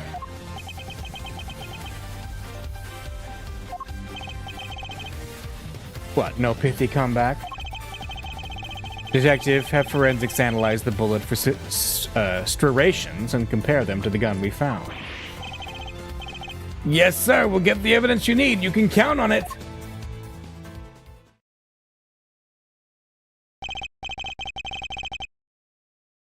All right, let's hear what forensics has to say. Our findings are as follows, sir. Firstly, the blood on the bullet is indeed that of the victim, Proving that it was the bullet that killed Mr. Rook. Secondly, we found Mr. Knight's fingerprints on the gun. Probably from when I handed all the evidence over to him. Now for the key part, the striations. If they're not a match, then Miss Lloyd is in the clear. Lastly, the striations on the bullet are a match with this weapon. What? How could that be? No way. Oh, come on. There's no doubt about it, sir. This is the gun that fired the bullet. So it's the laser sight revolver. Oh, oh! Well, isn't that something? Conclusive proof that I was right. What's the matter? You didn't think you had me backed into a corner, did you? Guess you misread the board. Because the only one backed into a corner here is you. Knight's counter. There's no denying it. Forensics proved that the gun and the bullet are a match. The bullet that killed Rook was fired from the gun you found in the spectator area. So who pulled the trigger? It can't have been me. I was up on stage, which leaves your little friend. The hack killed Rook. She's the murderer, and you just proved it. You move, Edgeworth. But just remember two things. One, where you found that gun. And two, which gun the fatal bullet came from. Whichever way you look at it, I can't have been the shooter. How did it come to this? Me and the president. We admitted to faking the assassination attempt. Now it's your turn to admit something. Who the killer really is. There's no way Tabby did it. Is there? Don't let him get to you, Kay.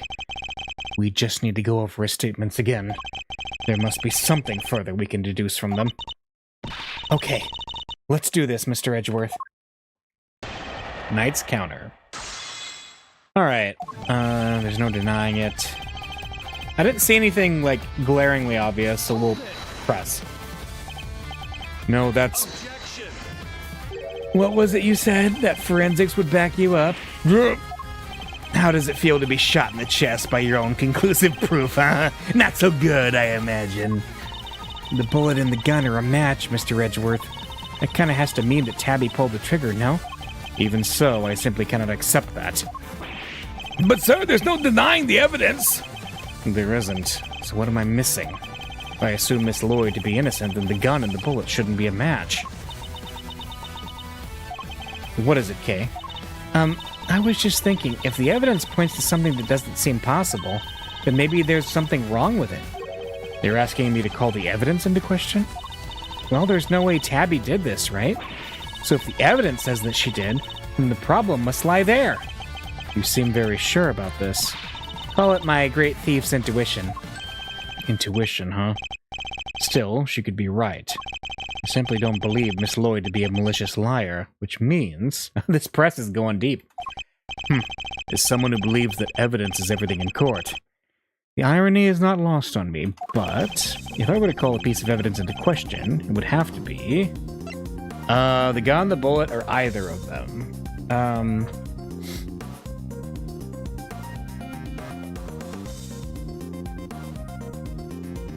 Well, the bullet, I don't think is a problem because it had blood on it, and it was his blood. Neither of them, I don't know. The gun. It's got to be the gun, right? Because the gun could have been swapped at a different point. If something untoward is going on here, it would have to involve the weapon, not the bullet. After all, we only just recovered the bullet a little while ago. Furthermore, we know that Mr. Knight had an opportunity to handle the gun. Oh, right, he had the evidence. Now hand over the evidence you have gathered. Yeah, we got that part. Yep. We did, in fact, hand all the evidence over to him. Indeed, he had ample opportunity. There's no doubt that this gun is the weapon that was used in the crime, which means it must belong to Bronco Knight. The gun belongs to Mr. Knight. He switched them around. That has to be it. Alright, yep. Mr. Knight's revolver. The bullet that killed Rook was fired from the gun you found in the spectator area. Alright. Well, wait a minute. That immediately is the contradiction, because it's his gun. Right? Yeah. It just took us right into it. Admit it. You switched the guns, didn't you, Mr. Knight? That's why the markings match the weapon in question. It was yours all along. Heh. An intriguing move there, Edgeworth. And you must have made the switch when I handed over the evidence, while I was busy trying to make the case for remaining on the investigation. You took the laser sight from the gun we found in the trash can and put it on your own. Then, not long afterwards, you handed that gun back to me instead of the one we found. I did, huh? You think I somehow knew you'd find, let alone run forensics on that bullet sometime in the future? Is that so strange? You're a chess player, after all. A man well used to thinking several moves ahead.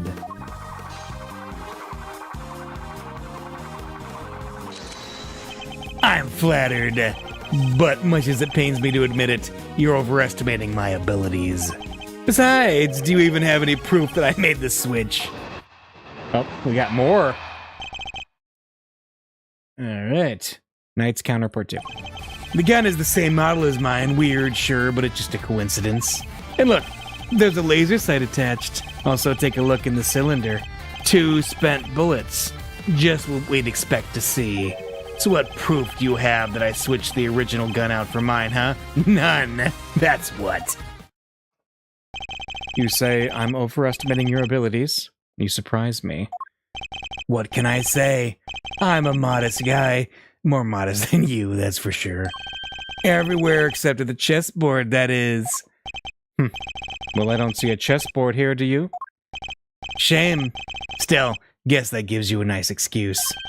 I didn't mess up. I just didn't have the right evidence. I don't think I'll be the one making excuses. Rather, I didn't mess up. They just got lucky with the evidence, will be your excuse, I imagine. Ooh, it's cold. Yeah. Let's see. Knight's Counter, Part 2. The gun is the same model as mine. Weird, sure. Let's keep going. A coincidence, you say? Or was it a necessity? It can't be both, pal. Sure it can. We bodyguards need to protect the president. And the girl needed to use a gun, but she probably doesn't know a whole lot about them. It's not so far-fetched for her to pick something she's heard of that we also happen to use. Okay, but why a revolver? Why is it your go-to gun? It's probably something to do with its ease of use. No spent casings to chase down, for example. Exactly. The perfect tool for a job where you can't afford to fail, or don't know what you're doing. Still, coincidence, necessity, it doesn't make a whole lot of difference either way. There's a laser sight attached. Yeah. Because you swapped it on there. Put up or shut up, Edgeworth. Where's your evidence? Well, that is... Don't go making accusations you can't back up. Or did your daddy never teach you that? As it stands, the facts are in my favor here. Oh, does he know about Edgeworth's dad? Take a look at the cylinder, 2 spent bullets, okay? I've been meaning to ask, actually. What about your own weapon? How many spent bullets are in its cylinder? This old girl here? Well, no.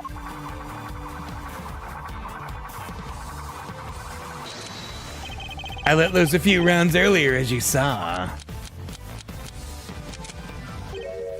He reloads his gun every time he fires it. But even if I were to tell you how many there were at that time, you'd have no way of verifying that. Of course. In order to swap the guns properly, he'd have to maintain the right number of bullets per gun. He didn't have the chance to put on any gloves, though, which means...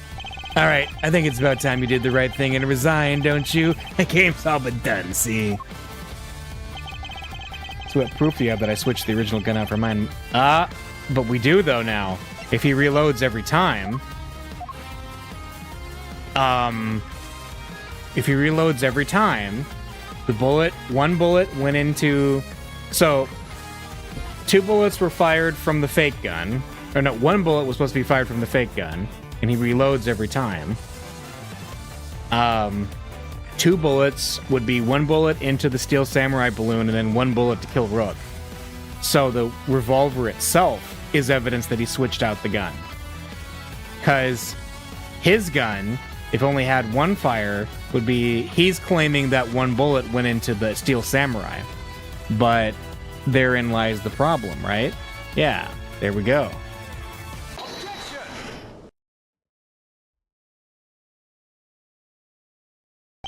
I have your proof right here. That's your proof. I think you've been working too hard, Edgeworth. Not the gun itself, the evidence it carries. Evidence that will prove, once and for all, that it does, in fact, belong to you. I'm looking forward to this. Go ahead, make your move. What's about to come into play? The rook, the bishop? Not a pawn, surely. The evidence the gun will provide takes the form of the bullet markings. Is it the bullet markings? Let me think about this for a second. Blood doesn't really make a whole lot of sense. Hang on. The fingerprints, because if he fired the gun, it would be different than if he just reloaded it, right? I think it's that. The fingerprints. Fingerprints. Namely your fingerprints, Mr. Knight. My prints. Of course my prints are on the gun. You handed it right over to me when you gave up the evidence. How could they not be on there? What if I told you there were prints on a part of the gun that you shouldn't have touched at any point? What? Where? Can't prove that.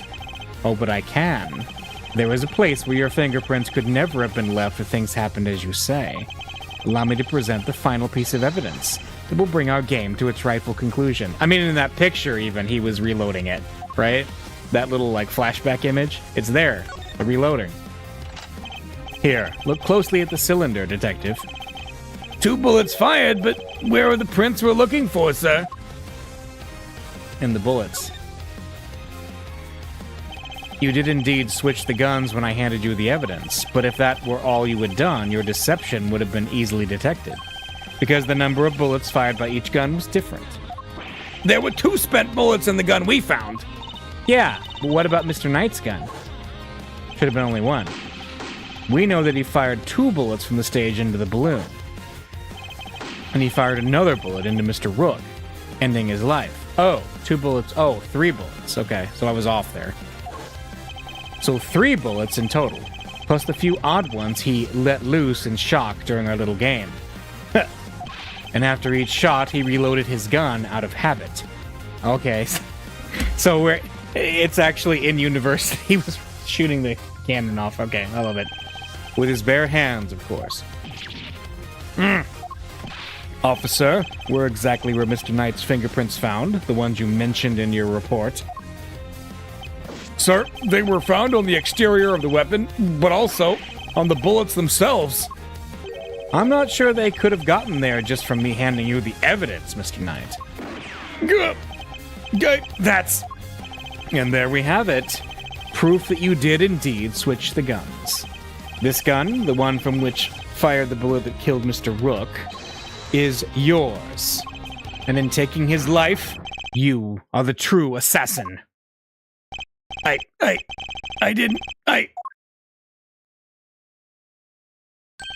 Checkmate. No!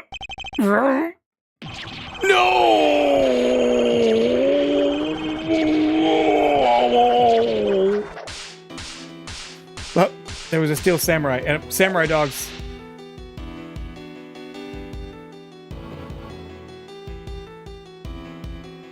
And a blue badger. I was gonna be the new chief of security. That blasted Rook. If it hadn't been for him, I would have been in charge by now. I would have been in control of the whole team. My plan was perfect. The fake assassination was supposed to be flawless.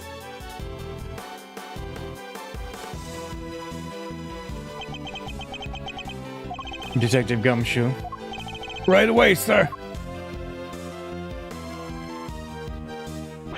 Curse you, Edgeworth! Our game isn't over yet. I'm afraid this is as far as we go for today.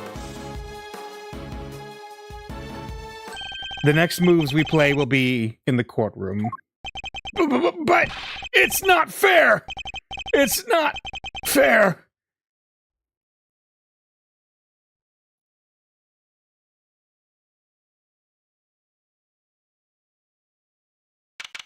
Yep, he's puffed up again.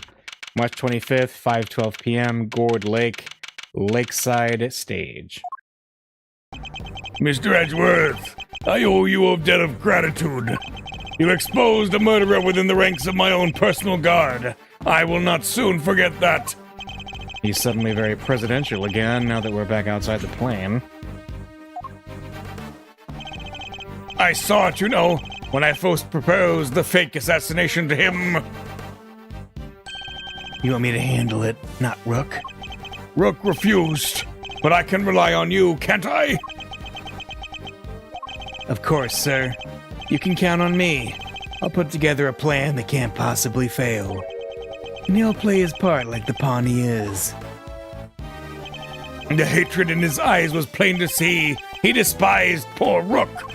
I was not entirely comfortable about moving forward with the knight in charge of our little deception. And looking back, I think he sensed my discomfort. I can't help thinking I played a part in his decision to end Rook's life. Mr. President, none of this would have happened if you hadn't plotted to fake an attempt on your life. That was your crime. And it is a crime you will have to live with. You are right. I can only apologize for the part I played, and I will no doubt be made to pay for my actions in one way or another. But I thank you nonetheless. You solved the riddle of Rook's demise, and for that I shall be eternally grateful. I will be here in your country for a little while longer yet, but when I have returned home, perhaps you will visit us in Zhengfa. You will always be welcome. See ya. Oh, thank you, thank you, thank you, thank you. You don't know how grateful I am. All's well that ends well. Miss Lloyd, the accusation of murder made against you was, of course, entirely groundless. But the fact remains that you were a willing participant in the staged assassination attempt. The police will no doubt wish to speak to you about the matter. You should be aware that you may well be punished for your actions. I know, and I'm awful sorry about everything. Truly, I am. I understand your desire for a scoop, but there are limits. There sure are. I got me some serious thinking to do. You did it, Mr. Edgeworth. That was something else. Local prosecutor solves assassination conundrum, earns eternal gratitude of president. How's that for a headline? Hey, that there's my department. Mr. Prosecutor, how's it feel to solve such an important case? You must be over the moon. She certainly doesn't stay down for long. No comment. Dang, you're one tight-lipped son of a gun. As well I should be. This case is not over yet. It isn't? How come, sir? Because until we unravel the story behind this, the case will never be completely over. The, calling card, right? The killer's calling card? Mr. the Killer has yet to complete his assignment. You mean he might still try to murder the president?